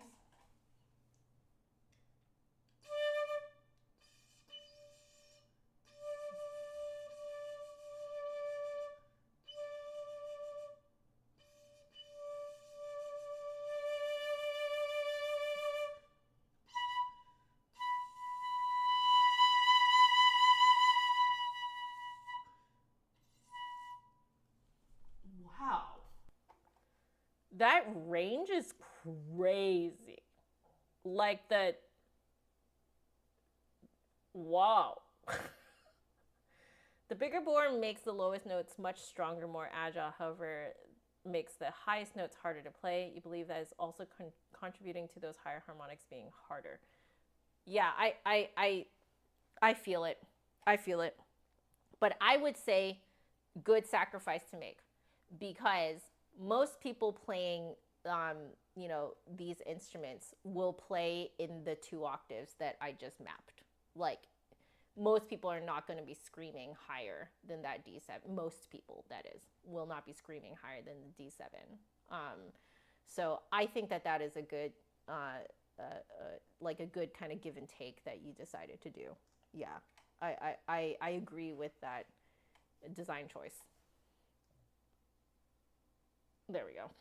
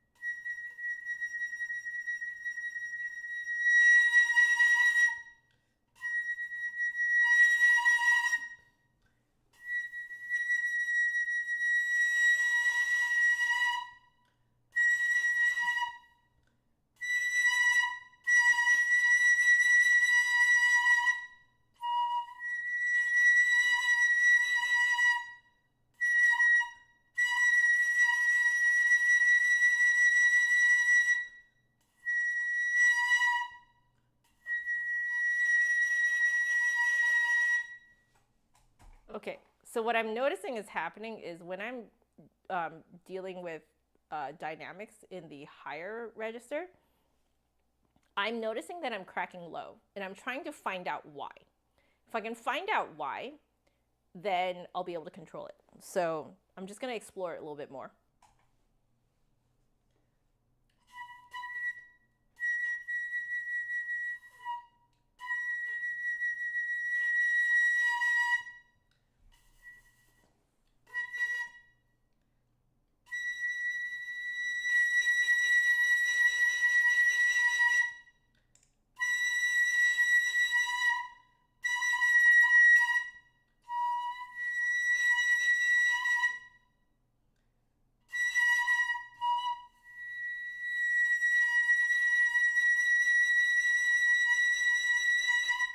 Oh, okay.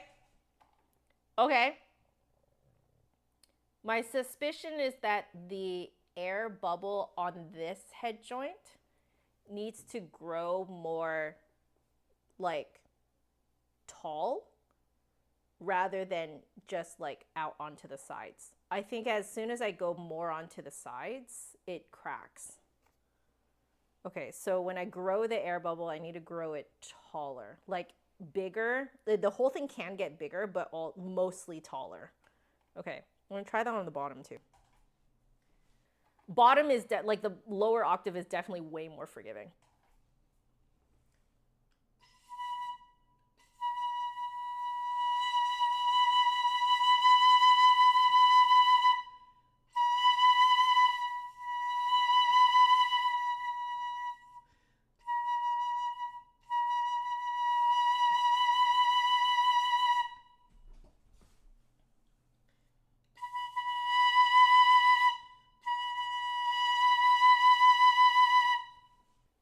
Yeah, even in the lower octave, I get more dynamic range by growing my air bubble like from like a super tiny thing like super tiny little circle to like whoop, you know, grow it taller. So whereas I think on a like a BEM flute, I expect more often than not, this is not the case for every flute, but for a BEM style flute, if I'm going to grow a certain way, I usually expect to grow to the side, but that might also just be American flutes. So something I noticed about pearl flutes is that I need to have a lot of space kind of growing downward in the mouth. So this one, it grows upward, like the little air bubble grows big. So if we're going to draw this for you guys to be able to see, so like tiny airstream to get the soft notes. Your tiny airstream is like, you know, if we're looking at this just from the front. So you have a super tiny airstream. So your super tiny airstream is like this. Okay. Oh, that's way off to the side. If I did it like, I'll do it here. So super tiny airstream. But if you want to make it like, that's pianissimo.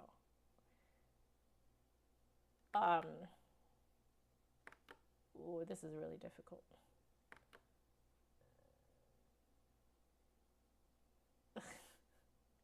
Oh God. There. Okay. That's forte. So I'll put here F. And then the other one, this one is pianissimo. I hope that makes sense to you guys. That's interesting. Okay. I'm going to mess with tone color, see how far I can push it.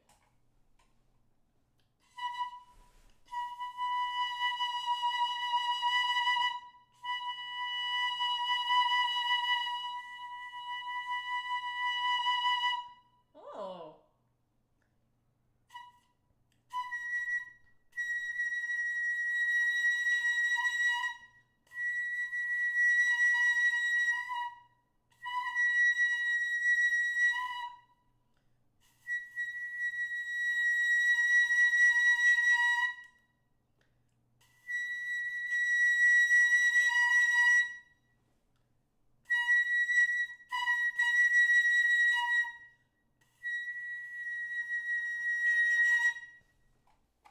So I will say you can push it way more, push like tone color differences in the lower octave way easier, probably because that bore is so much bigger. But like what I'm really feeling is I think I have to play with the space in the lower half of my mouth, actually. So I guess when I'm up high, I think I might be lowering too much space too low. Like, I still need to create space, but like lower relative to the air bubble, I think.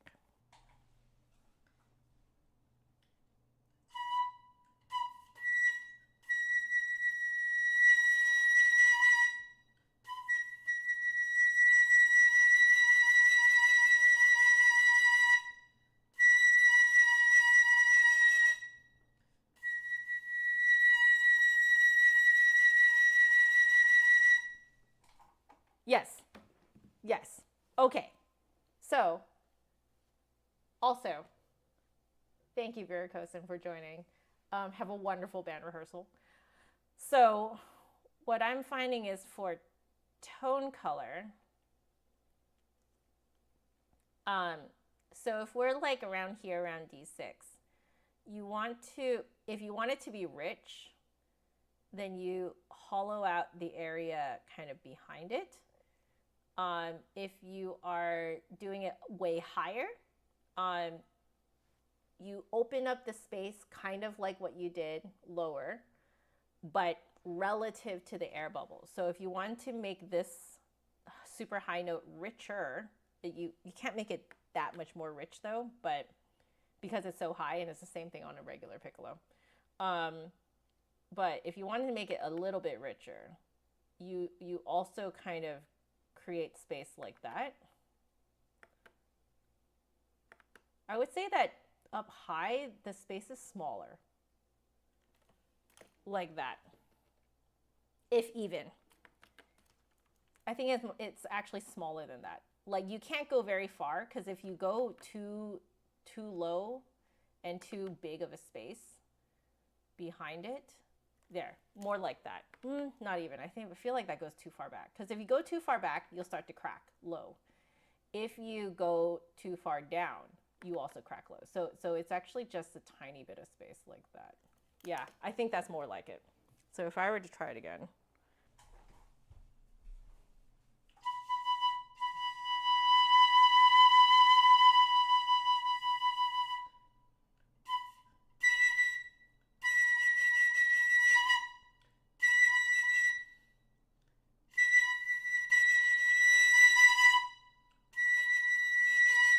Oh gosh.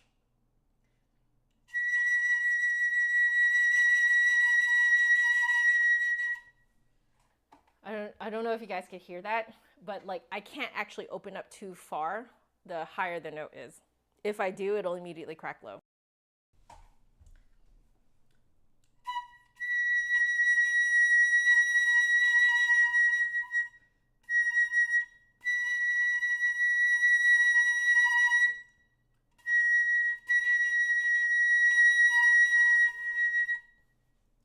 Yeah, I'm doing it too much.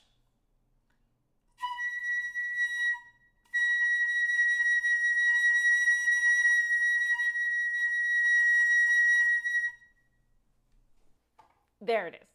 I hope you guys could hear like the tiny differences I was making. You can't make much of a difference up high. Again, same as on a regular piccolo. You can make way more lower though. And I think it's just because if you go too hard, too high, the instrument can't take it. And you will crack. So yeah, honestly, this is giving me insight into a regular piccolo. Thank you for getting me to review this. Wonderful. Okay, so I think I really want to try my arrangement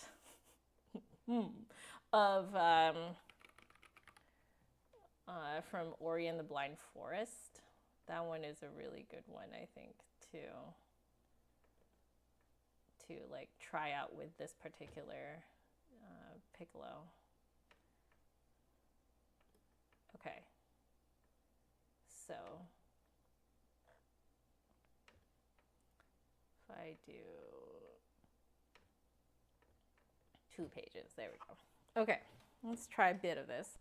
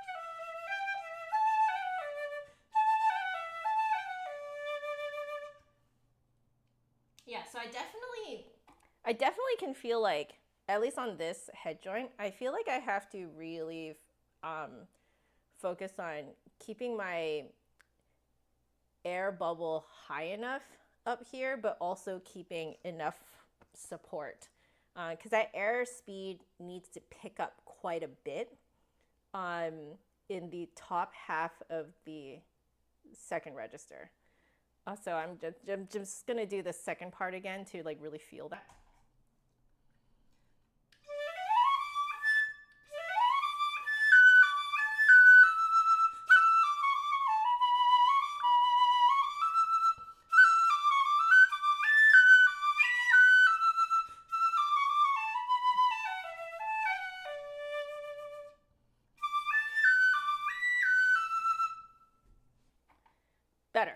Better.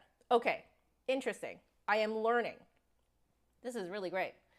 Hey, Stacy, how are you? I know, I'm so happy about this. Okay, so I think what we need to do now is try the other head joints and see how they play. Just to not confuse people, I am going to make this go away so that we know which head joint we're on. So we are next going to try the 2 semicircle one. So this one is based on the Sankyo, the like Sankyo from like the 1990s, right? Let me just make sure that I'm not quoting random things I've made up off the top of my head. So let's see.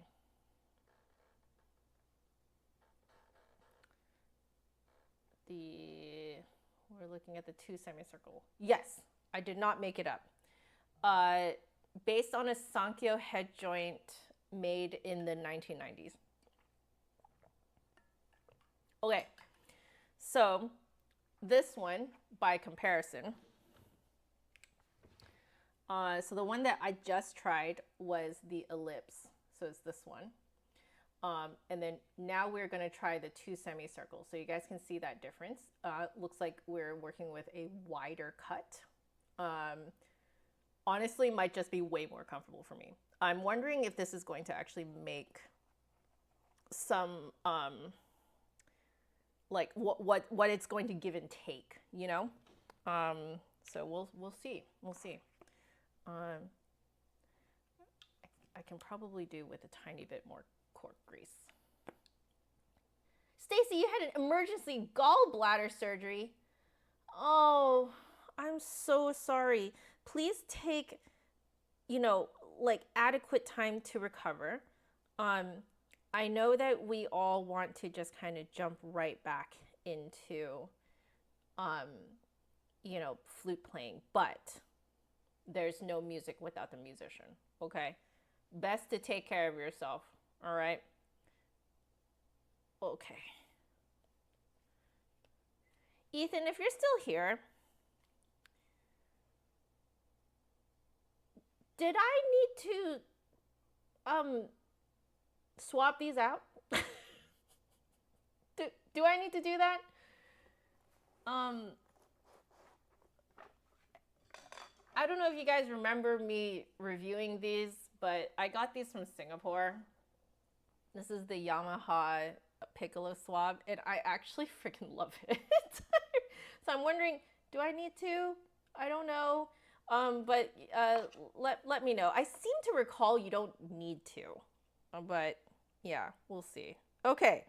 Oh, this is a much wider head joint. Much wider. Okay.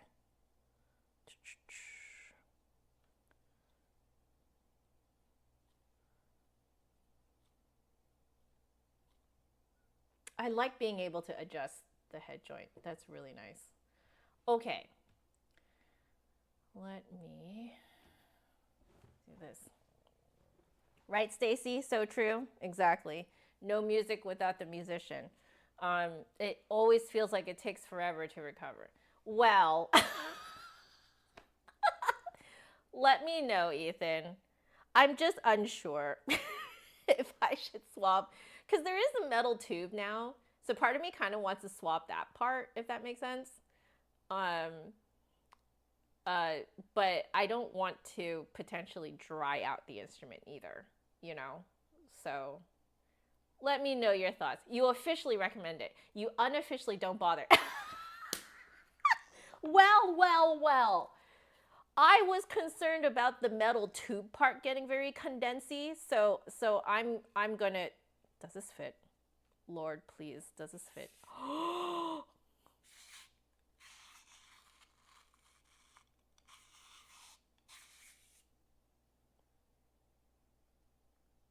Okay, I have found another use for this. So what makes this interesting is that this thing, in my opinion, because it's a little bit more flappy, it reaches a little bit more, you know, like into the nooks and crannies than the flags do. Do I have a flag here? Yeah. I don't know if this, so this is my Piccolo flag, one of the original Roger Holman ones, and I don't know if this is gonna fit. Oh, that's a tight fit. Yeah, we're not gonna do that. That's gonna get stuck. So yes, I have found another use for this. So this, unfortunately, I don't think that you can really get this in the States, but if you're not in the States, you might be able to get this. This is the Yamaha Piccolo swab. Yeah, and essentially it's Piccolo flag, but because it's so flappy and like so there's slightly more rigid flaps underneath the this wider green material. So underneath inside, you can tell, you know, now that I'm folding it, you guys can tell that there's actually slightly stiffer fins inside. But those fins are not crazy stiff. So it can fit in here. Ooh. Yeah. Yeah. Okay, that's what I thought. For the PF Perform, it's best to swab the slide as the tubing gets wet. Okay. You have one prototype that's about 1.5 years old, and you've never swabbed it and used it for performances. It doesn't care. I love that. Low maintenance. Ideal for players who want to be a little bit more casual, I want to say. Okay, all right. So like technically speaking, I could just take this out and just swab the metal part, right? I think, because that's the part that I could see the condensation on, and I was like, I wonder if I should probably swap that. Okay, but good to know. Okay, I'm curious how this is gonna go. So let's try this. I'm gonna, again, noodle around and then do harmonics and stuff. Oh, this is, immediately, because it's so much wider, I'm finding it's way easier to find on my lips. Oh, yeah.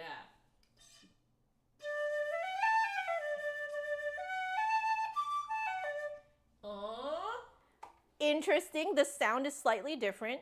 Do you guys notice it's like mellower? So it's mellower and it's less fuzzy.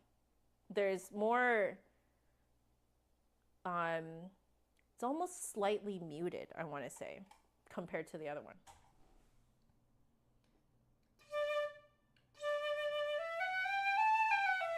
Deeper sound. Stacy, that was a great way of putting it. It does have a deeper sound than the other one. The other one is almost like, it feels like the tone focuses more on the higher harmonics, whereas this one, the tone focuses more on the lower harmonics. So I think this is highly dependent on the sound that you want. Again, very nice for session recorders who want to offer a little palette of color. Because something that I do notice on piccolos in general is that it kind of locks you into essentially one tone color palette. Like, so you get a piccolo and that piccolo is just going to play in that tone color palette. So what's interesting here is that now that I'm hearing that this is kind of getting the like lower harmonics, it's deeper, as Stacy is saying, this can now afford you the opportunity to, like, if you're working with a composer or something and you're like, hey, for this part, like what color do you want? And then you can play like these different head joints for your composer and have the composer pick which one they want you to play for any specific like part. Like you don't even have to play on the same head joint in a single track, because you know it's just like little bits of recording and then they kind of stitch everything together, right? You could totally just be switching head joints according to what the composer wants. That's cool. Yeah, because typically speaking, you like, I'm talking about modern piccolos, right? You grab a modern piccolo, you are locked into that tone color palette. Maybe this is why like Monka does really well with his piccolo head joints, because maybe that's what it does. Like maybe that like having the ability to swap out your head joint on the piccolo, that is what unlocks the ability for you to kind of dive into other tone colors. So you wouldn't be able to do it on command, you know, in the same phrase. Like you could do it a little bit, but not with the crazy amount of range that you would get by just swapping the head joint. Ceramic is very unfussy. I love it. Okay. Oh, okay. So on a modern metal flute, you do fastidiously clean and swab. Yes, in rehearsal performances, and you regularly oil your wooden flutes. But ceramic is very unfussy. I love it. I love it. That's fantastic. Thank you for telling us this. Okay, so a deeper tone. Okay.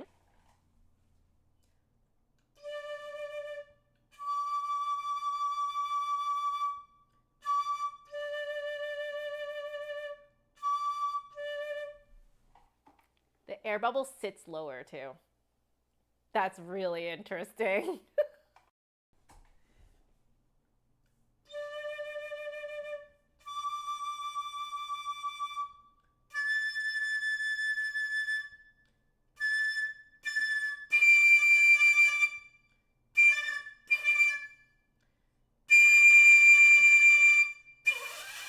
Yeah, no.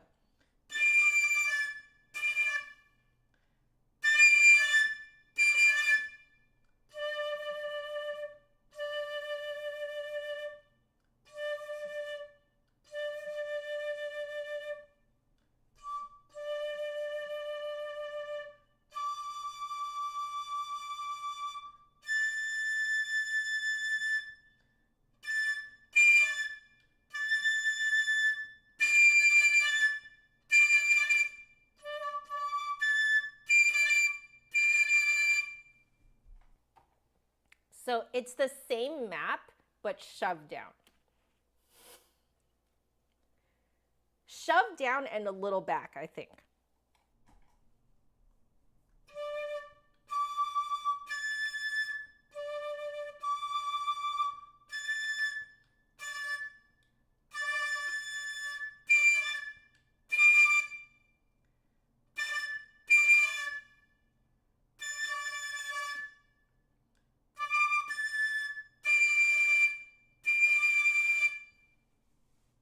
Okay.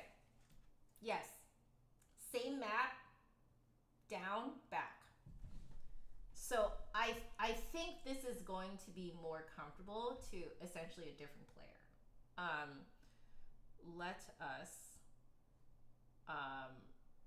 open up a new one.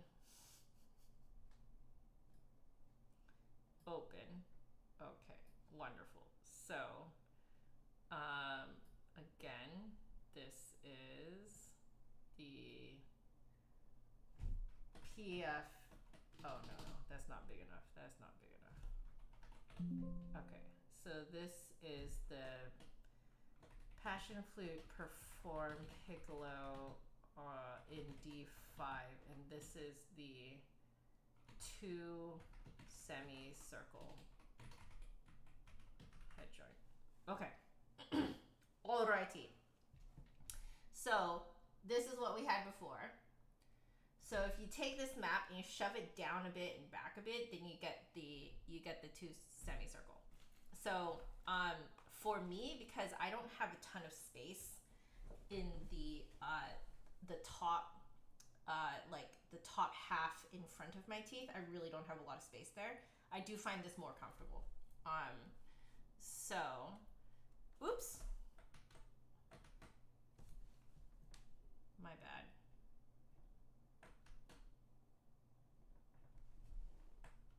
There we go. But we'll pick black again. I hate that it does that, guys. Passion Flute, perform Piccolo in D5, 2 semicircle, head joint.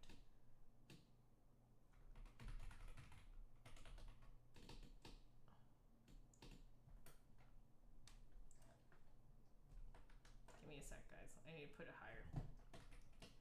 PF, perform Piccolo in D5, and this is the 2 semicircle head joint. Okay. Cool. So now, pick brush first. There we go. So our lowest D is, instead of here, it is now going to be here. So it's here.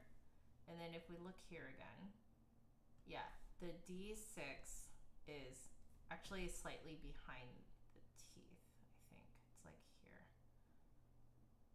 I'm going to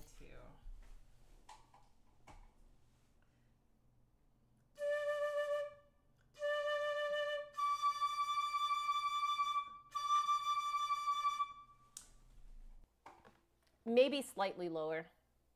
Yeah, it's definitely slightly lower. So it's more like here, I want to say. And then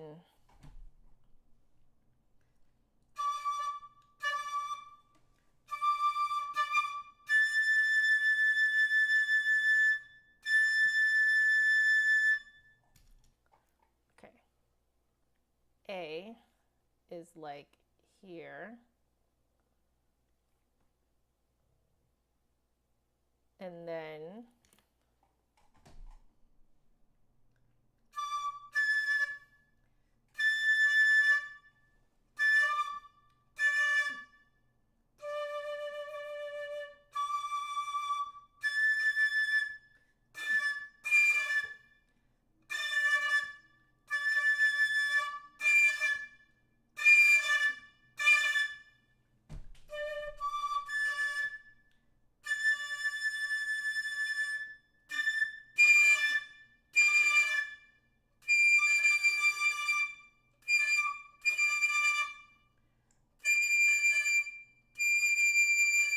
okay, I have to do something kind of weird here, because where it wants to sit in my mouth is precisely where my teeth are, and it's in the way. So it's actually causing it to crack.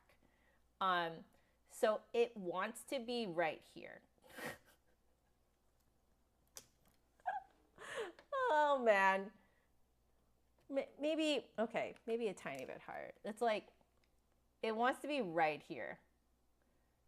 So because I don't have that space, what I'm finding myself doing is keeping the piccolo still, but just kind of giving myself a double chin to move my whole face back. And then that space relative to where the lip hole is now open. And then I can, you know, so feeling wise with a double chin, it will feel more like the ellipse.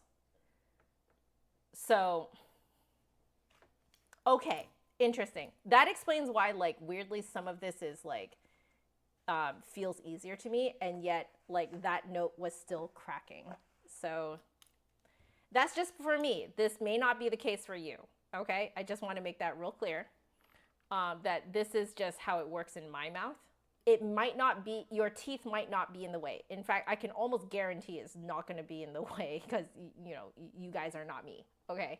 It's just that it just so happens for my mouth where my teeth are situated compared to the embouchure hole here, my teeth are in the way. So, and this is not unheard of. Happens on other flutes too. So, so D6, and then this one's A6, A6, and then this one is D7. Okay, so now that we know that, now I'm going to try out like tone color dynamics, that type of thing again. Maybe tone color not so much, now that we know that the tone color is really unlocked by changing out the head joint.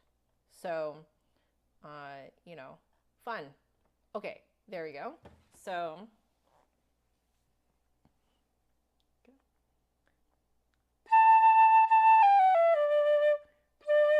oh, Asa McQueen, hello, how are you? I am aware that I am quieter than other content creators. So for my videos, if you guys don't mind raising the volume, it's really so that I don't max out the microphone when I start playing this. And I've already lowered the gain on the flute microphone by 10. So just to keep things as nice and not maxed out as possible, I've just opted to be quieter than other content creators. And also I'm a very dynamic speaker. So yeah. So I'm sorry. I do know that I'm quiet, but part of it is because I'm always constantly like playing the flute too. And yeah, I don't want to like blow your eardrums out with my flute playing. So, okay, here we go. Let's do this. So, dynamics more.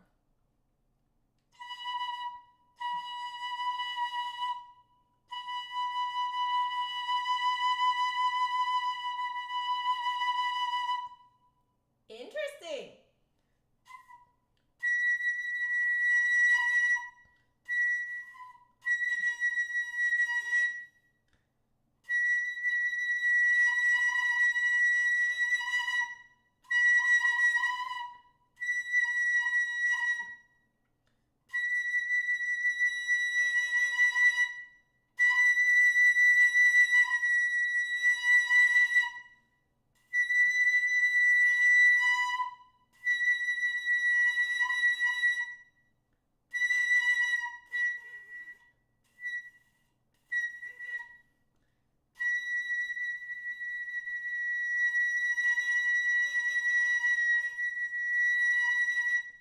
Okay.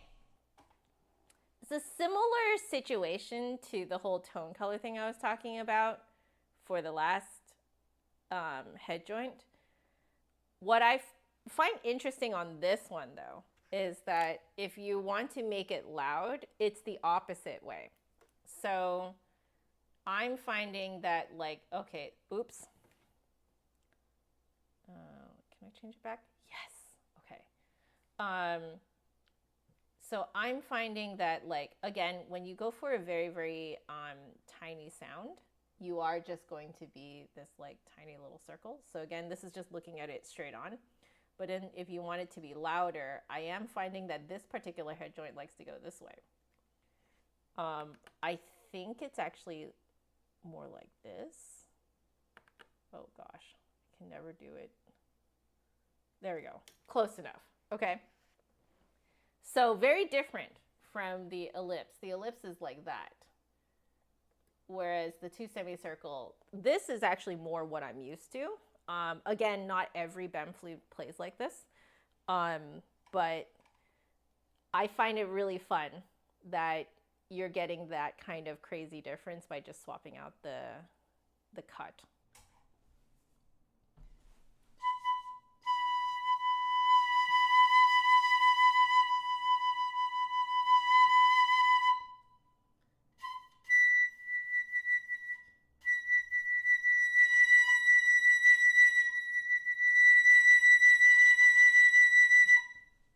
Okay, what I will say is that the higher you go, the less you can push the size of the air bubble.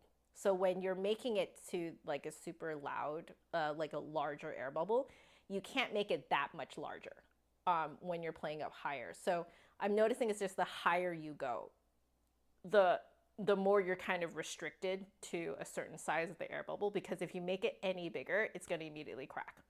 I am wondering that if we do this again on the lower flutes, I think the lower flutes, I may have more leeway. That's what I'm guessing.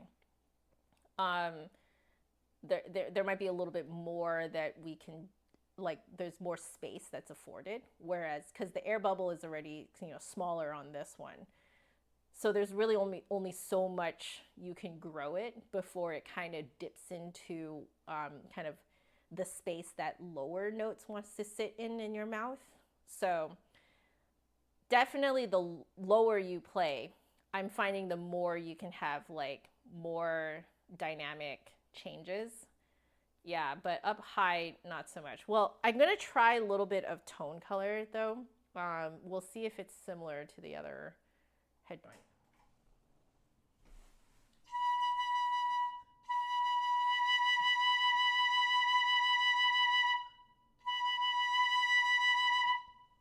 Interesting.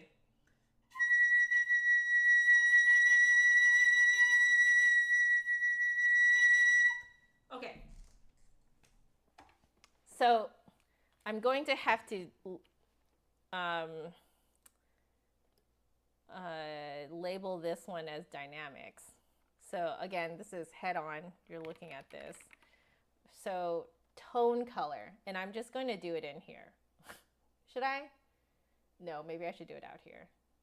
If I did here, tone, not roan, tone color. Okay, so if I do this, so your air bubble is going to be like, again, we're starting with pretty small and circular. So going like, maybe like, no, like that. If you want to make it richer, you grow it taller above it. Like that. It grows taller. And again, the higher you go, the less space you have to grow. So you can't actually grow it that far when you're up high. But down low, you can grow it pretty far. That's fun. So for example, if you're to grow your D5, or make it richer, that is, you would kind of like take up maybe like this, oh gosh, this is so difficult, like this amount of space, or like D6 would be like this amount of space. Does that make sense? Okay, very cool. So now, oh wait, I forgot articulation on the other one. Let me do that really quickly. So, I mean, the tongue should be right behind where the air bubble is, but let's see if we notice anything strange. Okay, articulation really quickly.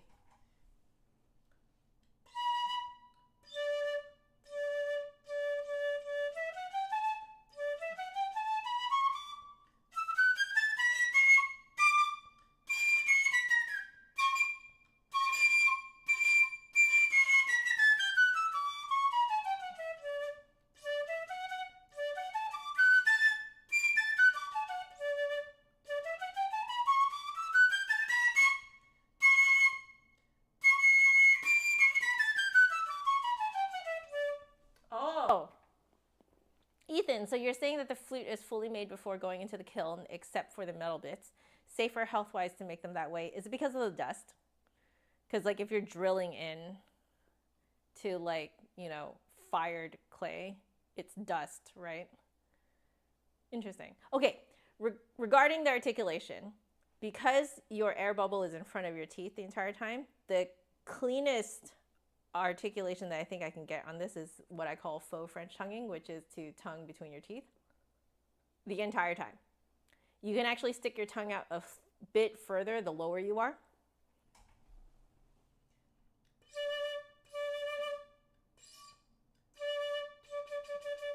Yeah, because the last few that I just did were against like the roof of my mouth, and you can kind of hear that it sort of mutes it. So if you want that really clear sound, you want to tongue really forward.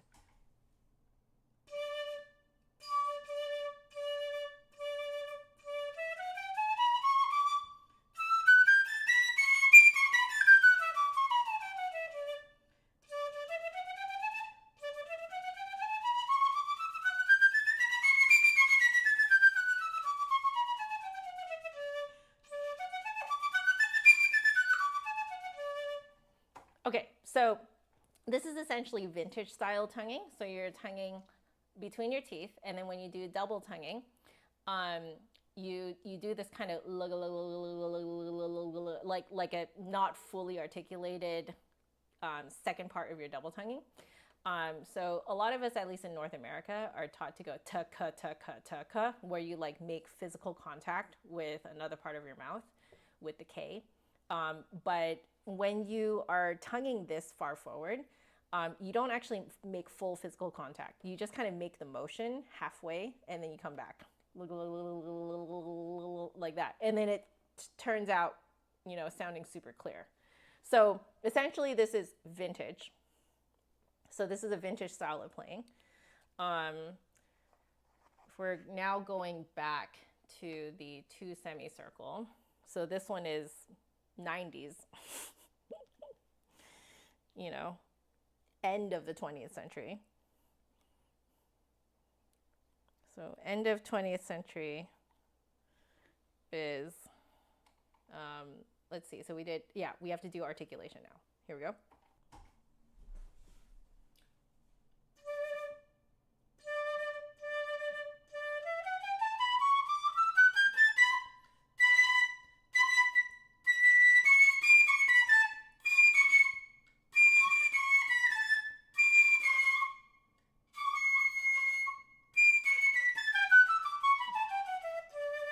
Okay, so what I'm really finding is that so you tongue between, because your tongue always has to be, and I'm looking at the drawing here, so your tongue always has to be some, like, pretty much behind where the air bubble sits. So what's happening here then is that your tongue has to be between the teeth from in the first octave, and then from D6 like to A-ish 6, it goes kind of starting to go up the back of my teeth, at least my top teeth.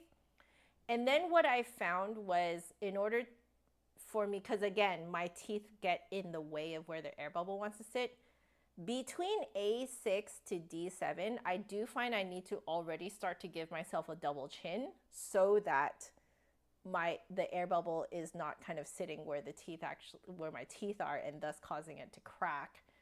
And then because though I've given myself the double chin and moved my whole face back, that means my tongue has to come further forward.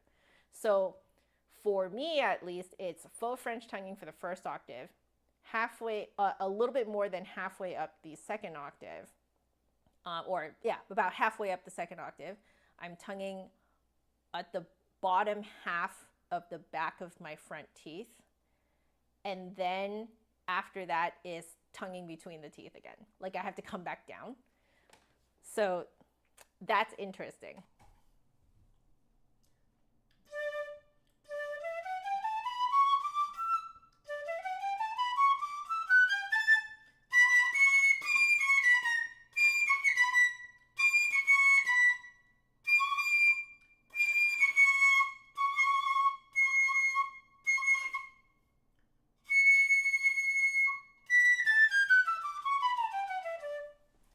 Did you guys see how much of a double chin I have to give myself in order for that C sharp to like actually sit properly? Yeah, because my teeth are in the way. So, okay, this one would be a challenging one for me to play all the time, I think. But it gives a nice mellow sound in the low register, which is actually kind of what you want a lot of the time when you're playing in that register. So this might be sort of like, at least for me, this is kind of a register specific head joint, I think. Okay, let's try double tongue.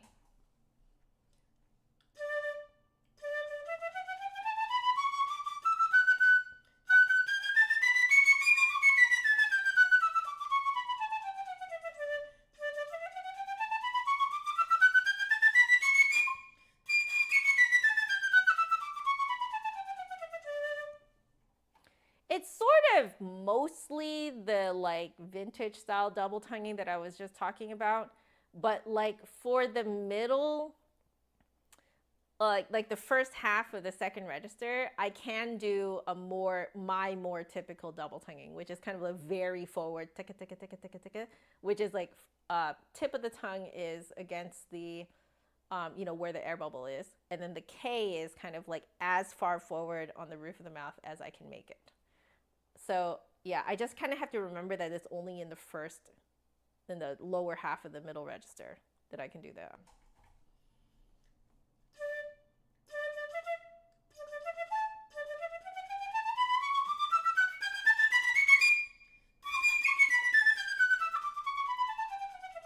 Oh, you sent me a screenshot of the highest notes.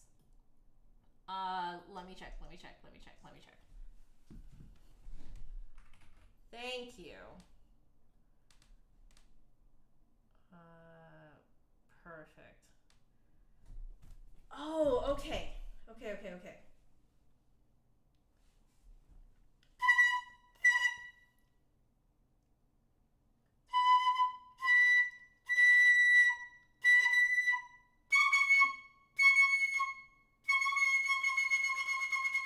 Yeah. It doesn't crack as much.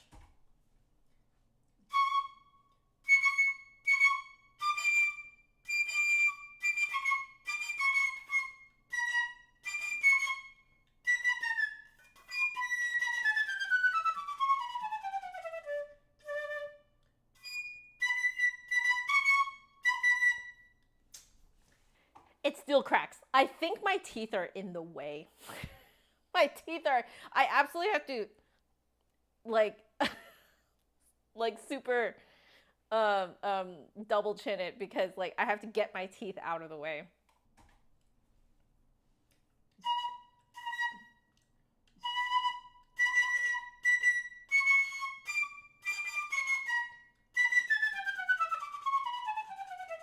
Though, to be fair, it does make it more reliable when I actually tongue it. So it's not as much of a guessing game. Okay, thank you so much for the screenshot. I appreciate it.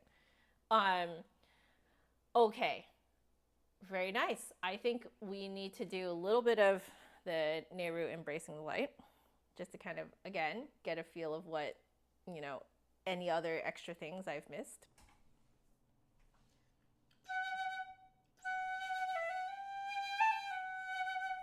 Oh, wow. That is a nice tone for those lower notes. That very nice mellow tone. I love it.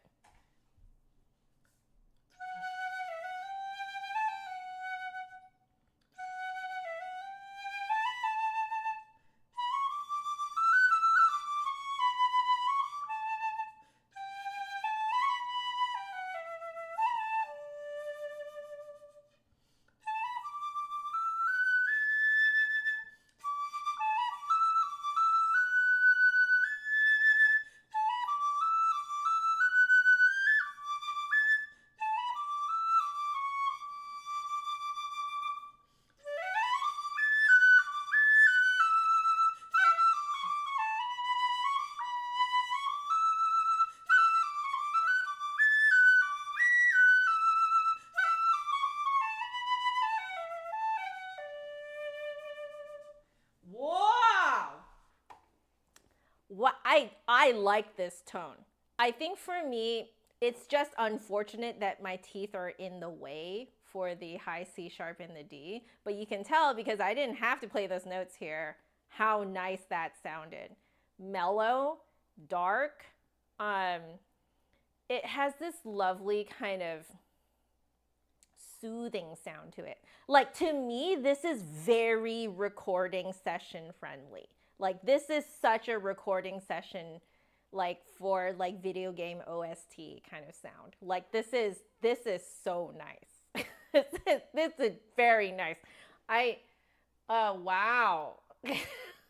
Like, I almost feel like the vintage one is more the sound that people would look for if they wanted that sound in for some reason, like an orchestral kind of like live concert, you know? Like, weirdly, I actually think that that one will give that like very like kind of a folky sound. Like, you have a more folky sound with the vintage cut. With this one though, is just so nice for this kind of like up close recording kind of sound. Like, wow. Wow. Very nice. Like,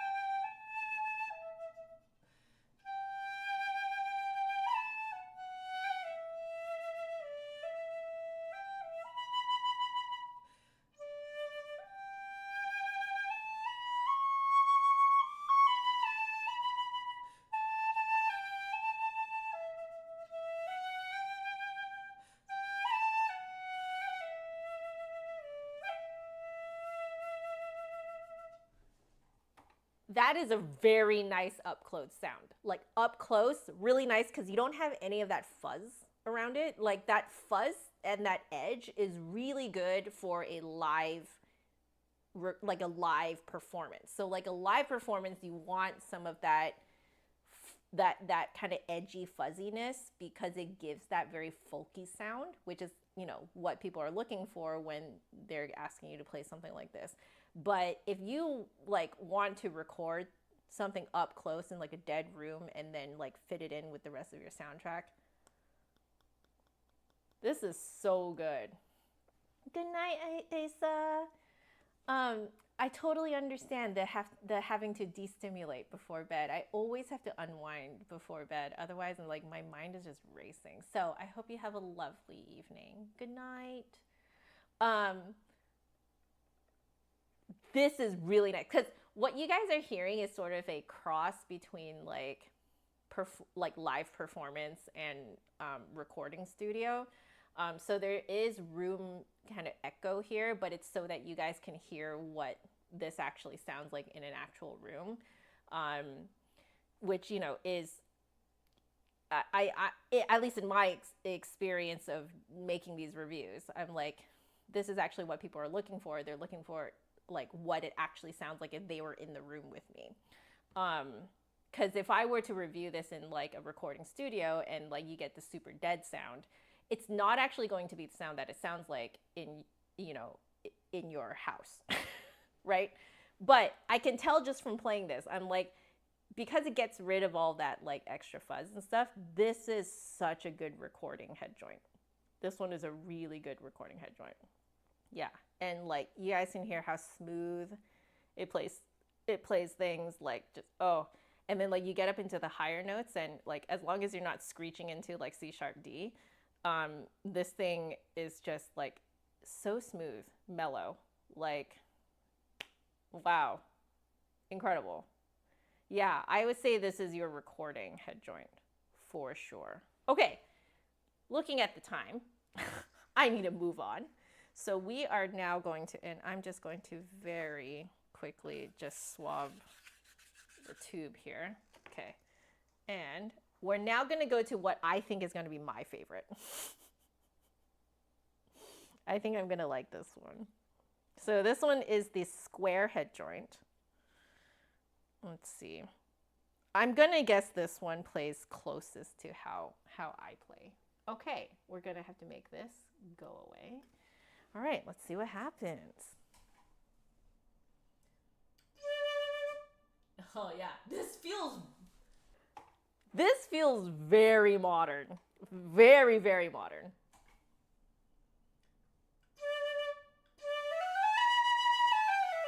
Wow. Very loud. Very, very loud.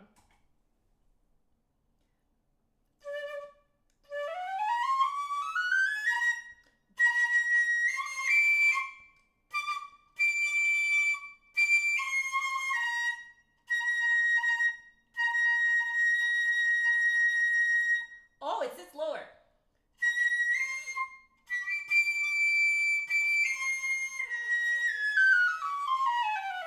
Ah, cool.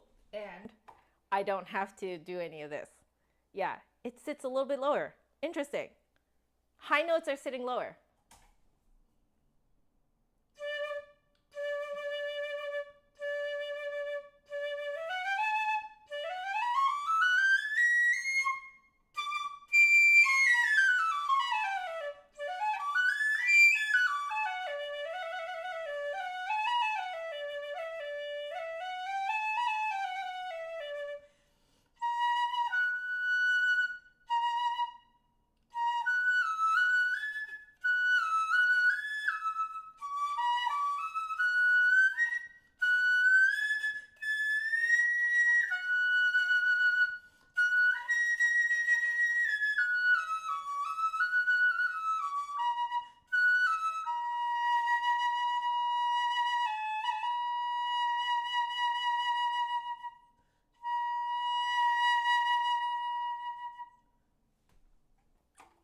Okay.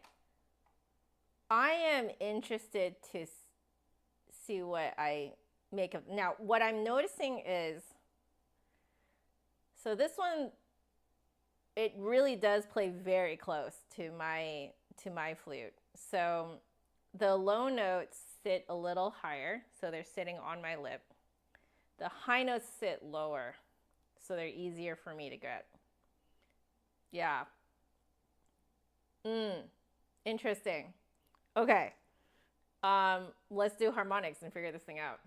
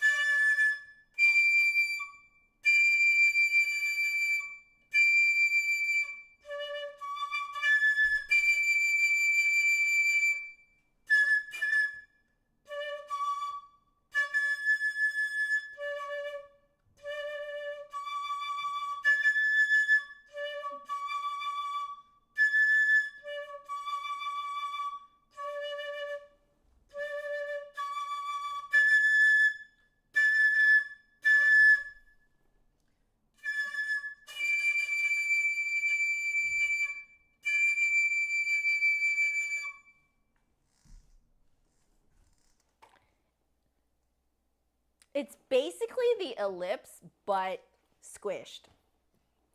So let's do this. Open up a new one. Okay. So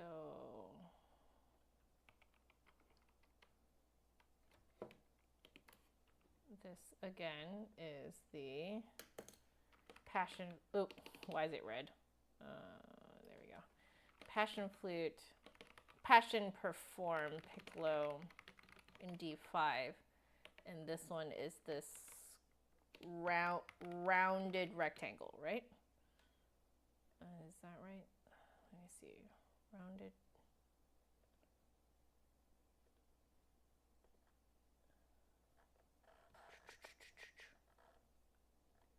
Yes, rounded rectangle.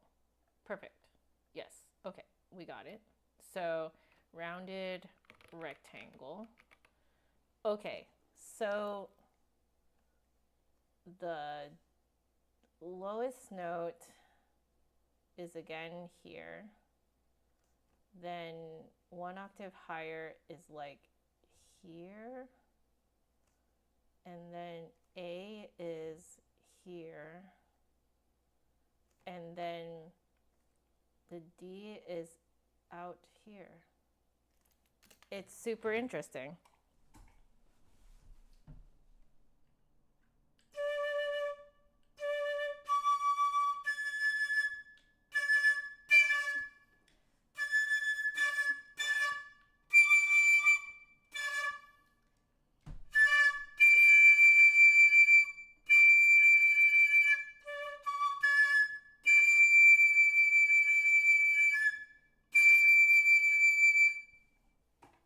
Maybe a bit higher on that last one. Like in front of it, like that. Would it be possible to hear my Trevor James compared as well? Smaller bore should make it much better for those high notes, but change the sound a lot in the low. Yeah, I mean, it's right here. Of course. And I'll play in the same range so you can really compare it. So the Trevor James, and I'll switch to this. Okay, Trevor James. So this one's interesting because it has the wave style head joint. You hear that wispiness? Yeah.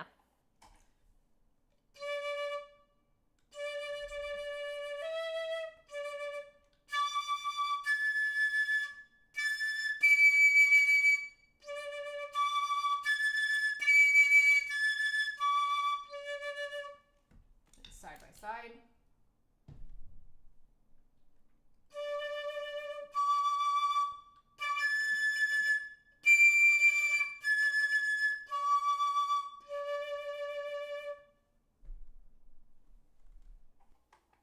That is remarkable. That's actually remarkable. Okay.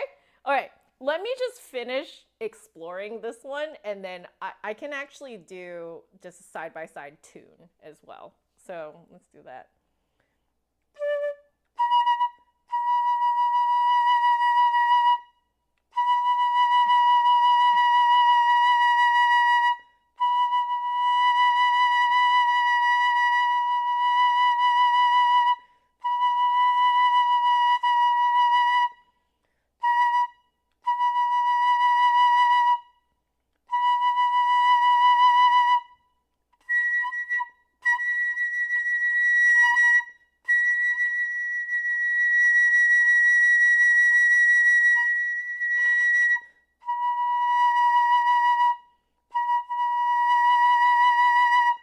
Okay.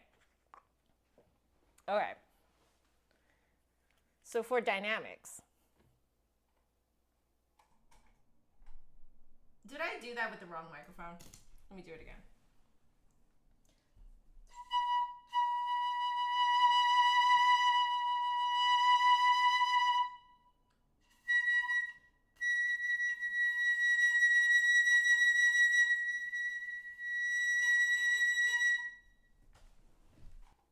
I have learned something new today.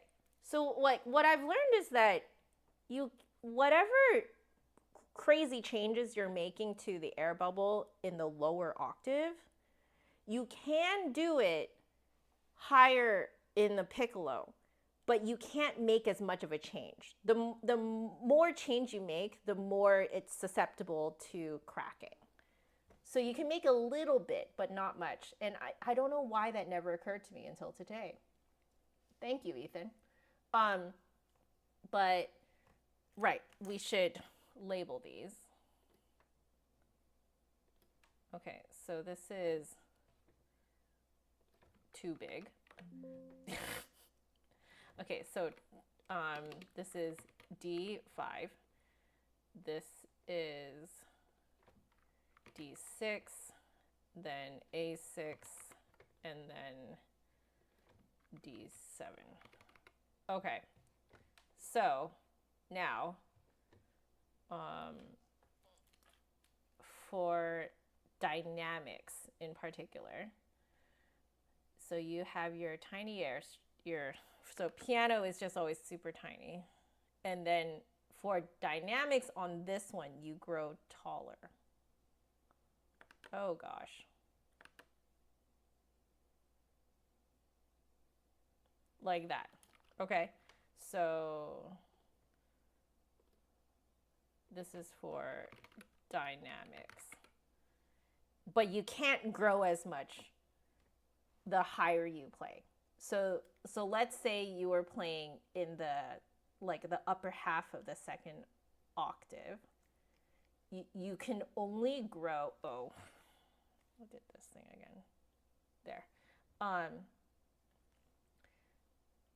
So if you're playing a much higher note, you can only grow a tiny bit. Like you can only grow like maybe that much. That's it. That's all you can do. And I just realized I should try and move this for you guys. There, now you guys can see it. Okay.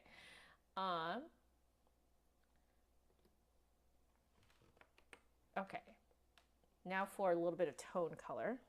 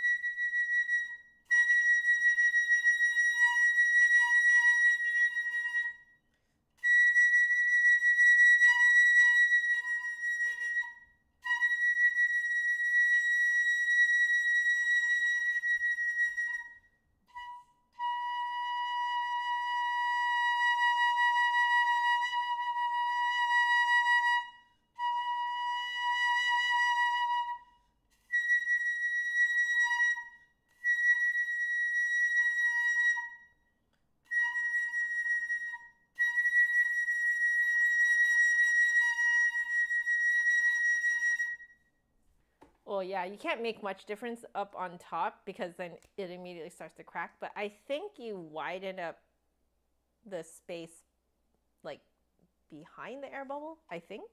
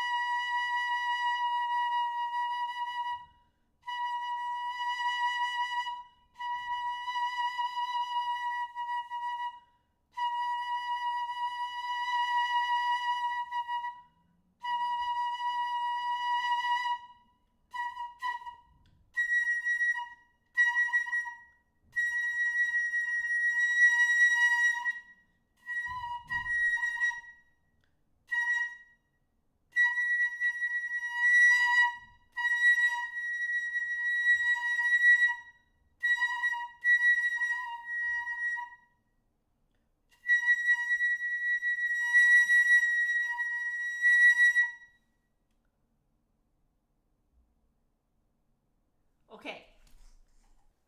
I think I got it. So, we're going from, you can't make much change, but we'll say that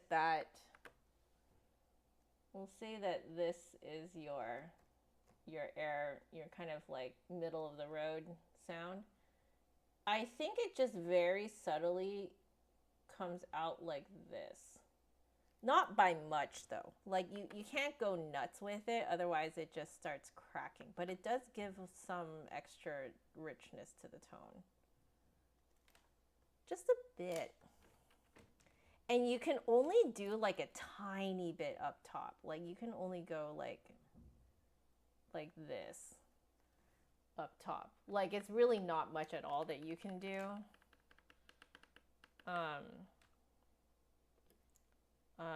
Like, the higher you go.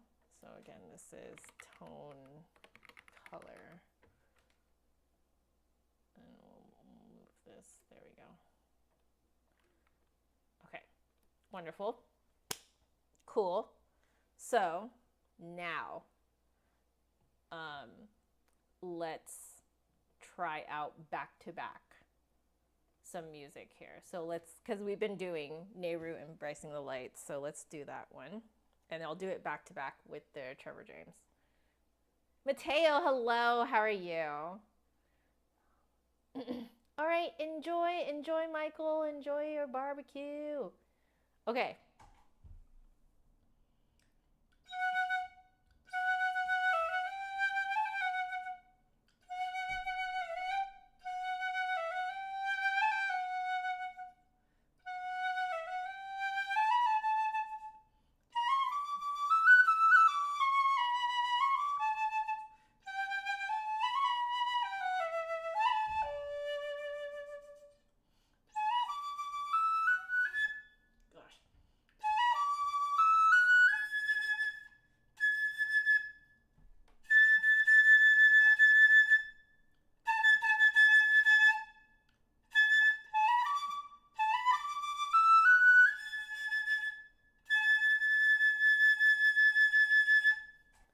So I'm finding that I think I'm thinking the other head joint right now, and I'm bringing it too far back, so it's cracking.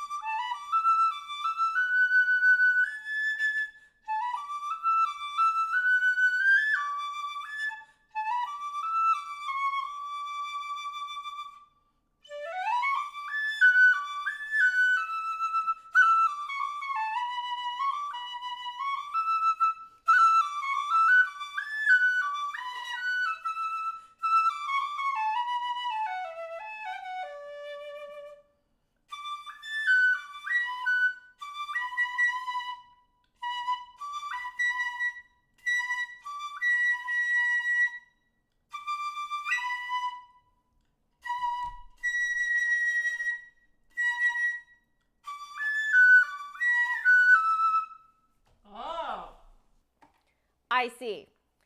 So for me, because the air bubble wants to sit in front of my teeth, I really need to stick my top lip out a bit more to kind of give it a little bit more space.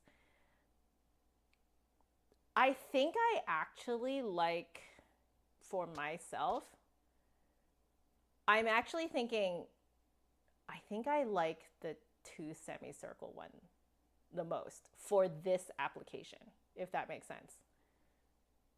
Interesting.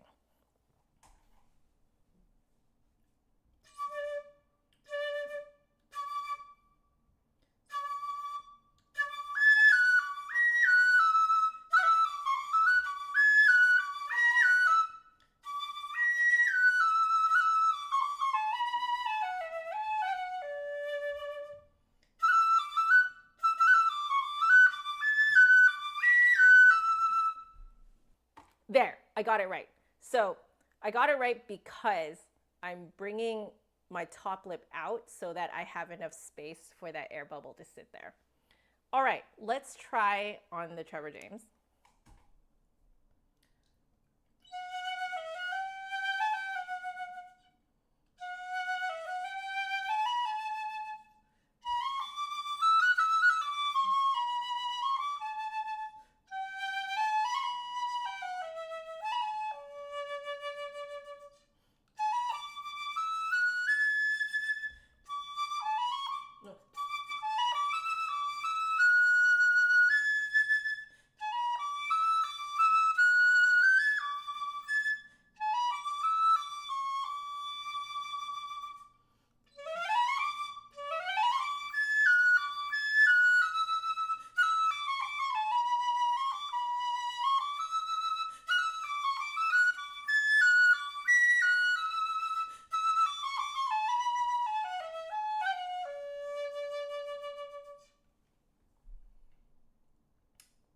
Different. Different. I would say, now I'm curious. Now that we've done that back and forth, I feel like feeling-wise, it feels closest. It feels closest to the semicircle, but sound-wise, it sounds closer to the vintage. Okay. So this is the 2 semicircle. Let's put the right picture up. 2 semicircle.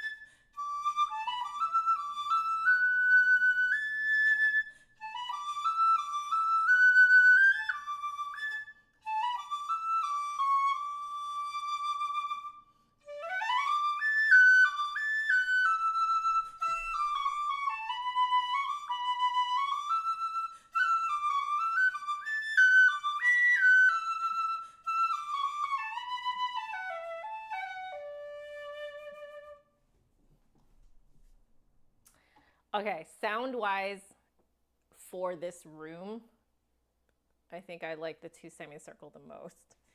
But again, we're just gonna play the very end of this on here so you guys are reminded what this one sounds like.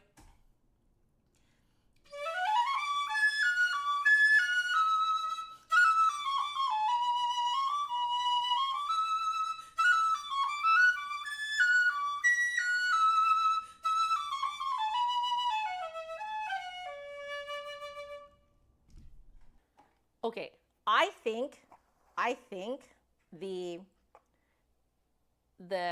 Ellipse one is going to sound the closest to that. I think, at least. Yeah. So this is the Ellipse.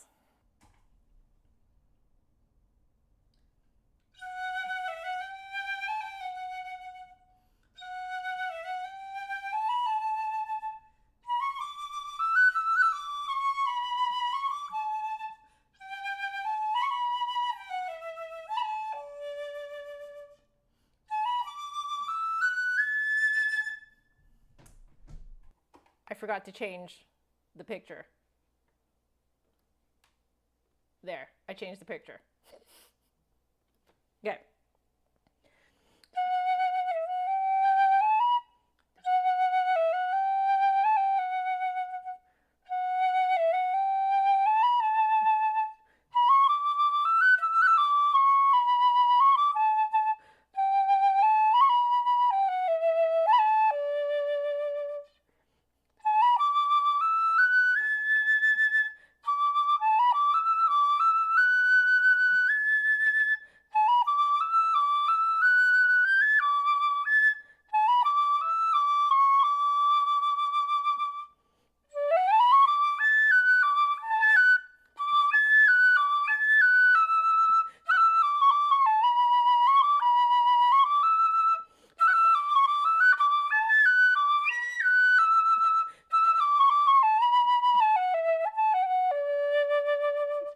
Oh, wrong microphone.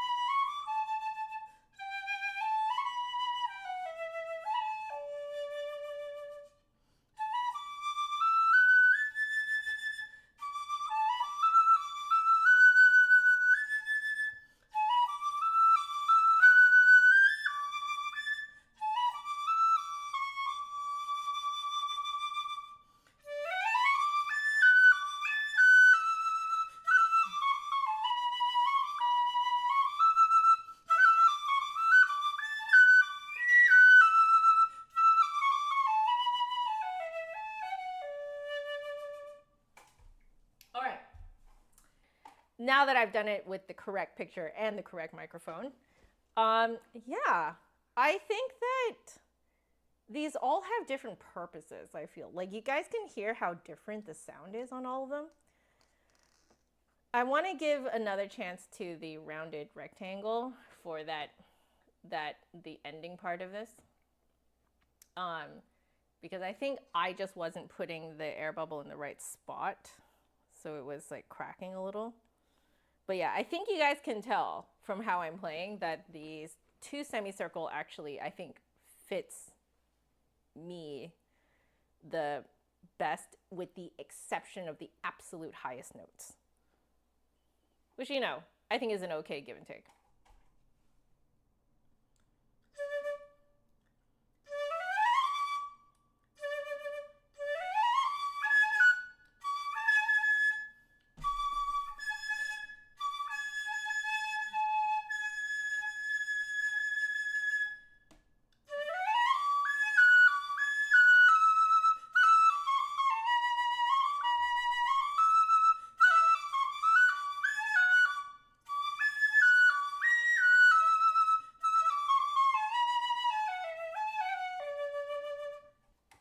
What I forgot was that it's so much lower. It is like that those higher notes sit way lower than I was expecting. So that's why they were cracking, because I was actually way overshooting them.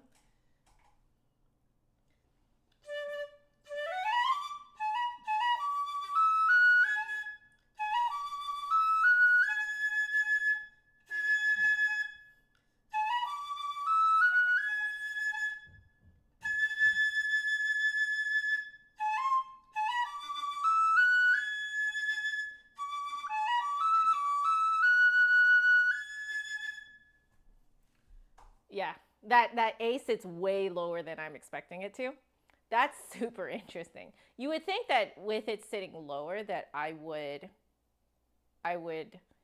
appreciate that more with my smaller mouth, but I actually think the reason, like if I was like a regular piccolo player, I think that I would like the rounded rectangle more. But because I'm not a regular piccolo player, the semicircle, I think, is actually the one that, for my mouth, imitates my flute the best. And that's what I find really, like, comfortable for me. Like, I'm actually starting to wonder if I get up into high notes and I just get used to doing my double chin, if, like, that won't be too bad.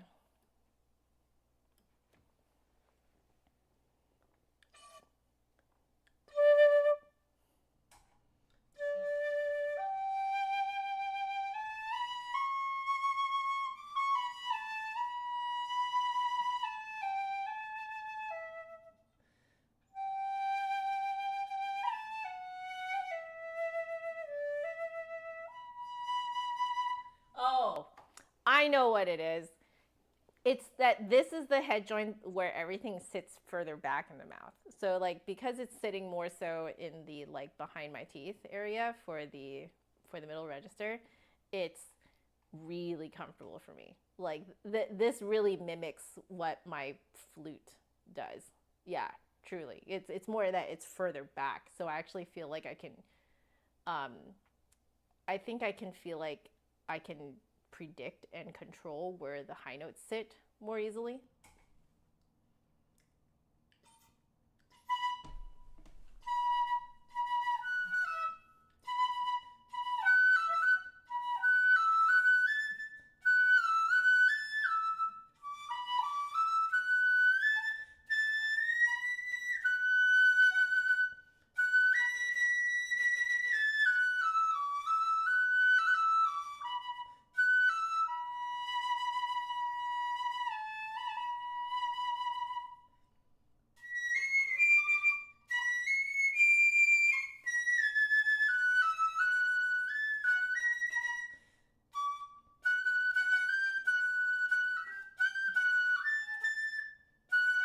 Oh, how does one play G sharp?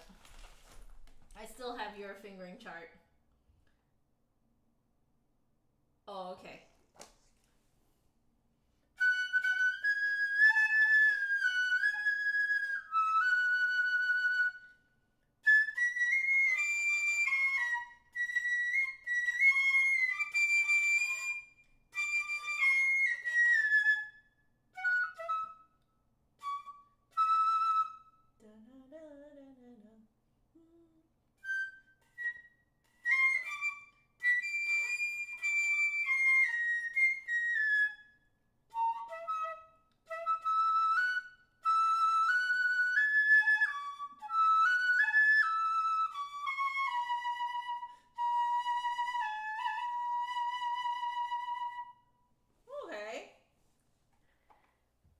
I think I could get used to the high notes on the 2 semicircle. Like if I just kind of, you know, place it correctly.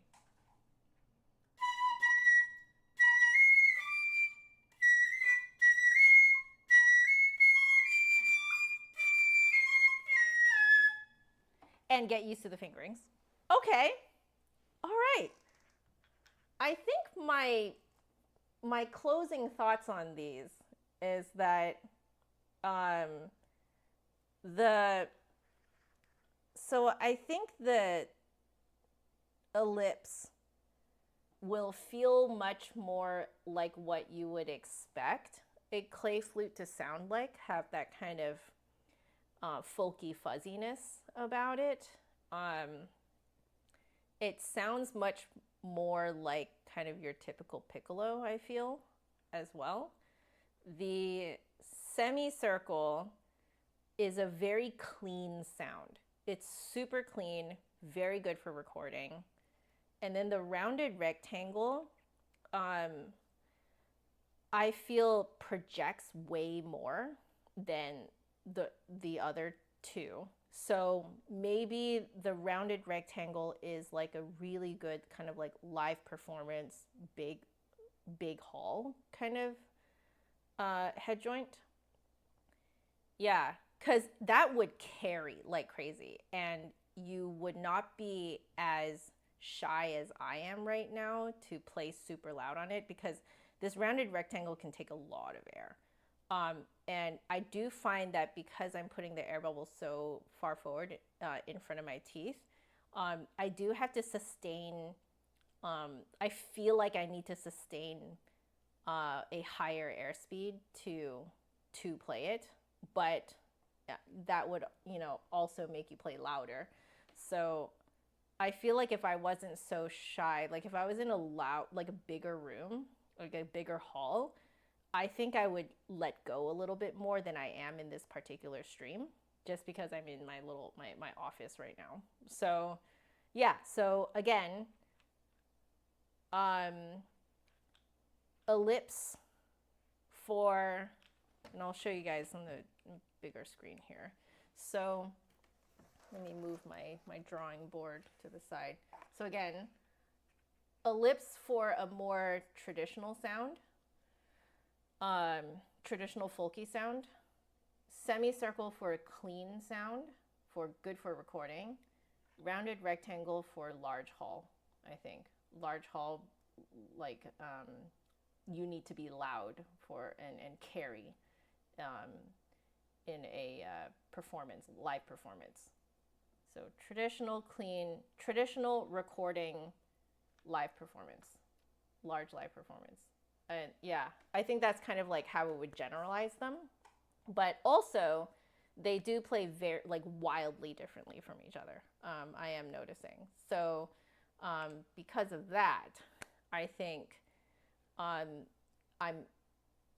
think that, like, if you chose a head joint that matches something you already play, because I feel like if you're going to spend this amount of money on this lovely instrument, you probably already play the flute.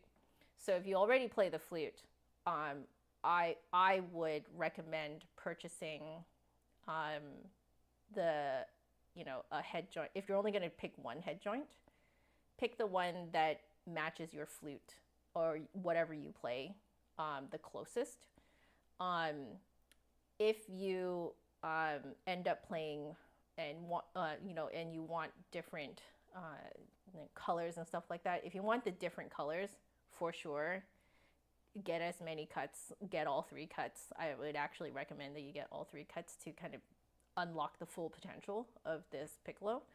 And then, yeah, but like if you know that you're only using the piccolo for certain situations, then I think, you know, it's nice to know which ones do what, essentially. So yeah, I think for me, with my setup at home, and also with how closely it matches how my main flute plays, I was wrong. I thought it was going to be the rounded rectangle, but no, 2 semicircle came in like a wrecking ball.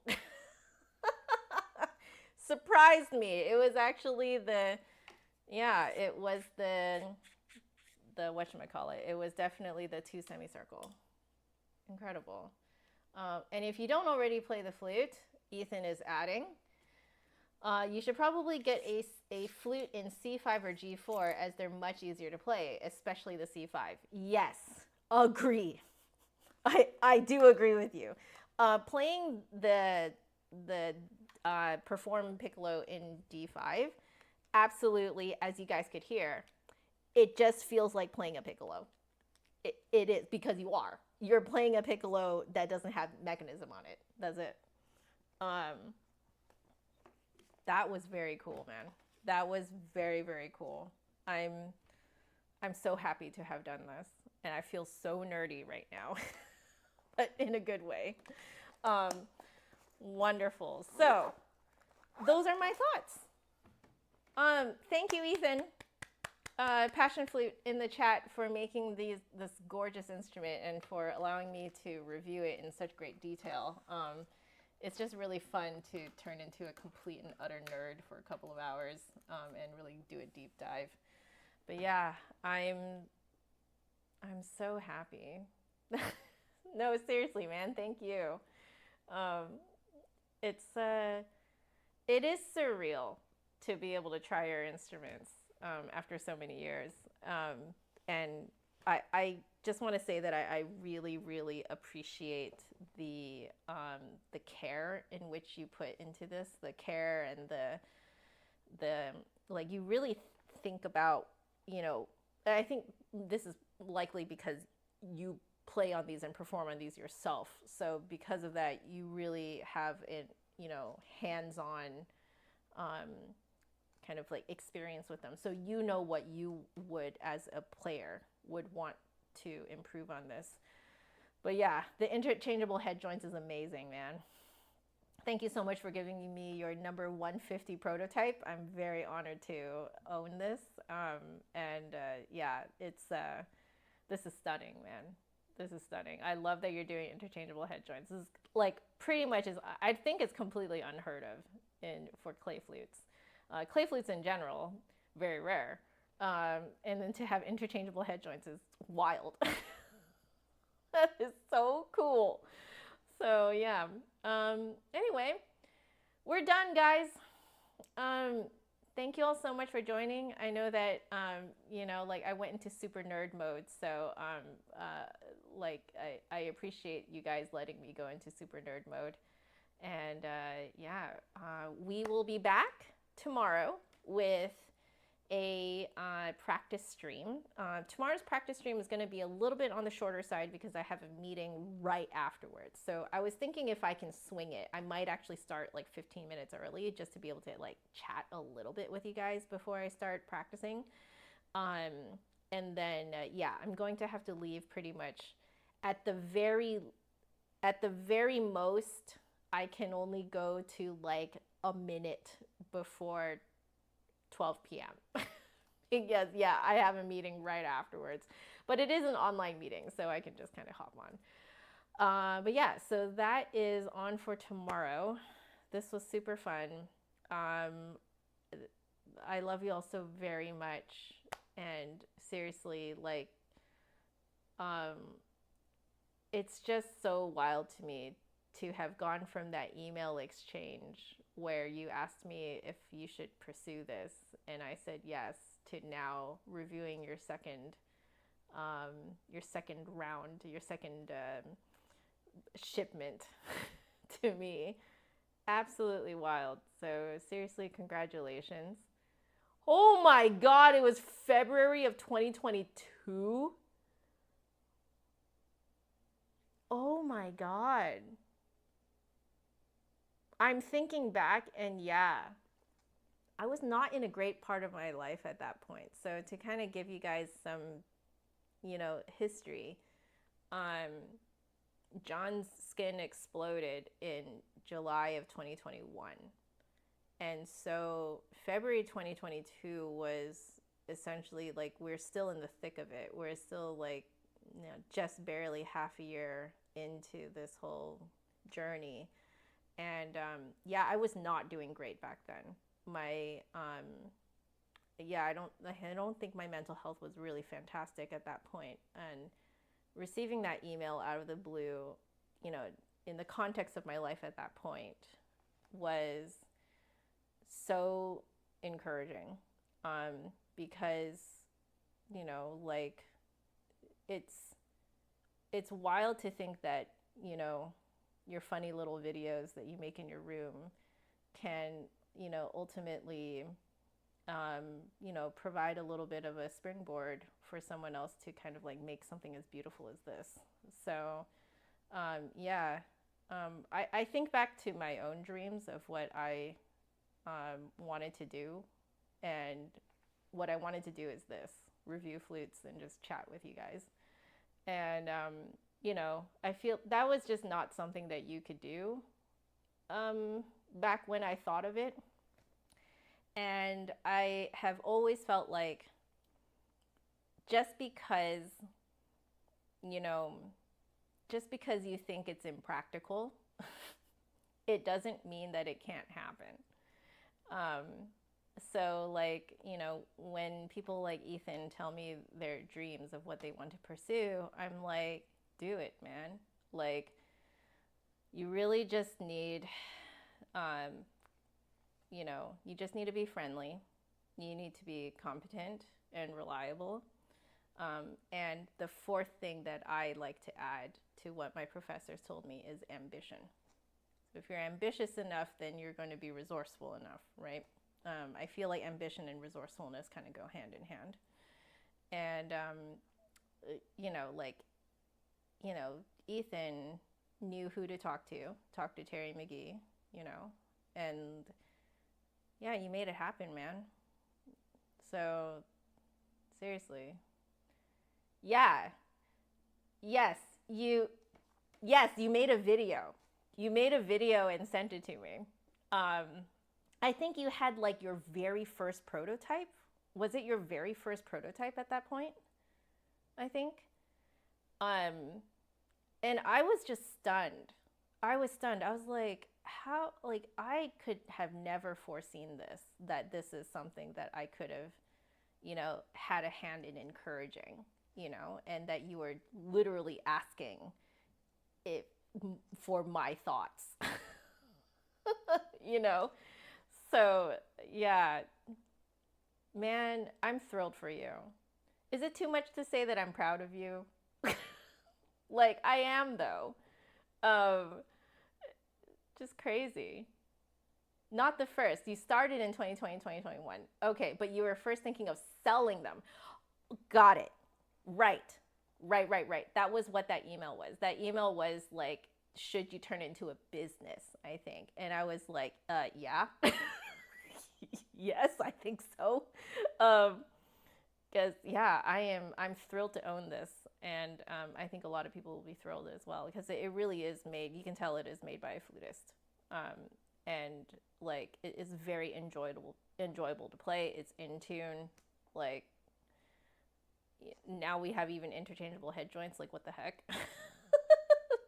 Crazy. I love it. Anyway, I should stop yapping, because I should get a little bit of work done before the day is over. But yeah, I'm just sitting here reflecting pretty much, and just being like, how crazy is this life, man? This is absolutely crazy. So, Ethan, keep going, keep doing your thing. I'm really excited to see what else you come out with, and that little secret. I'm very excited to watch you announce that in the future. So stay tuned, guys, for more deliciousness from Passion Flute from Australia. So if you guys want to check out his website, it is in the description below. Go get your own flute. You guys can start out with his the first tier, so the perform or the Passion Flute play tier. Just start off with that. Very affordable, and they're super fun to play, man. So And then if you guys want to kind of like go further into it, then the interchangeable head joints are amazing. So, all right. Oh my God. Ethan, you are learning silversmithing. I'm very excited. Oh my God. Okay, wonderful.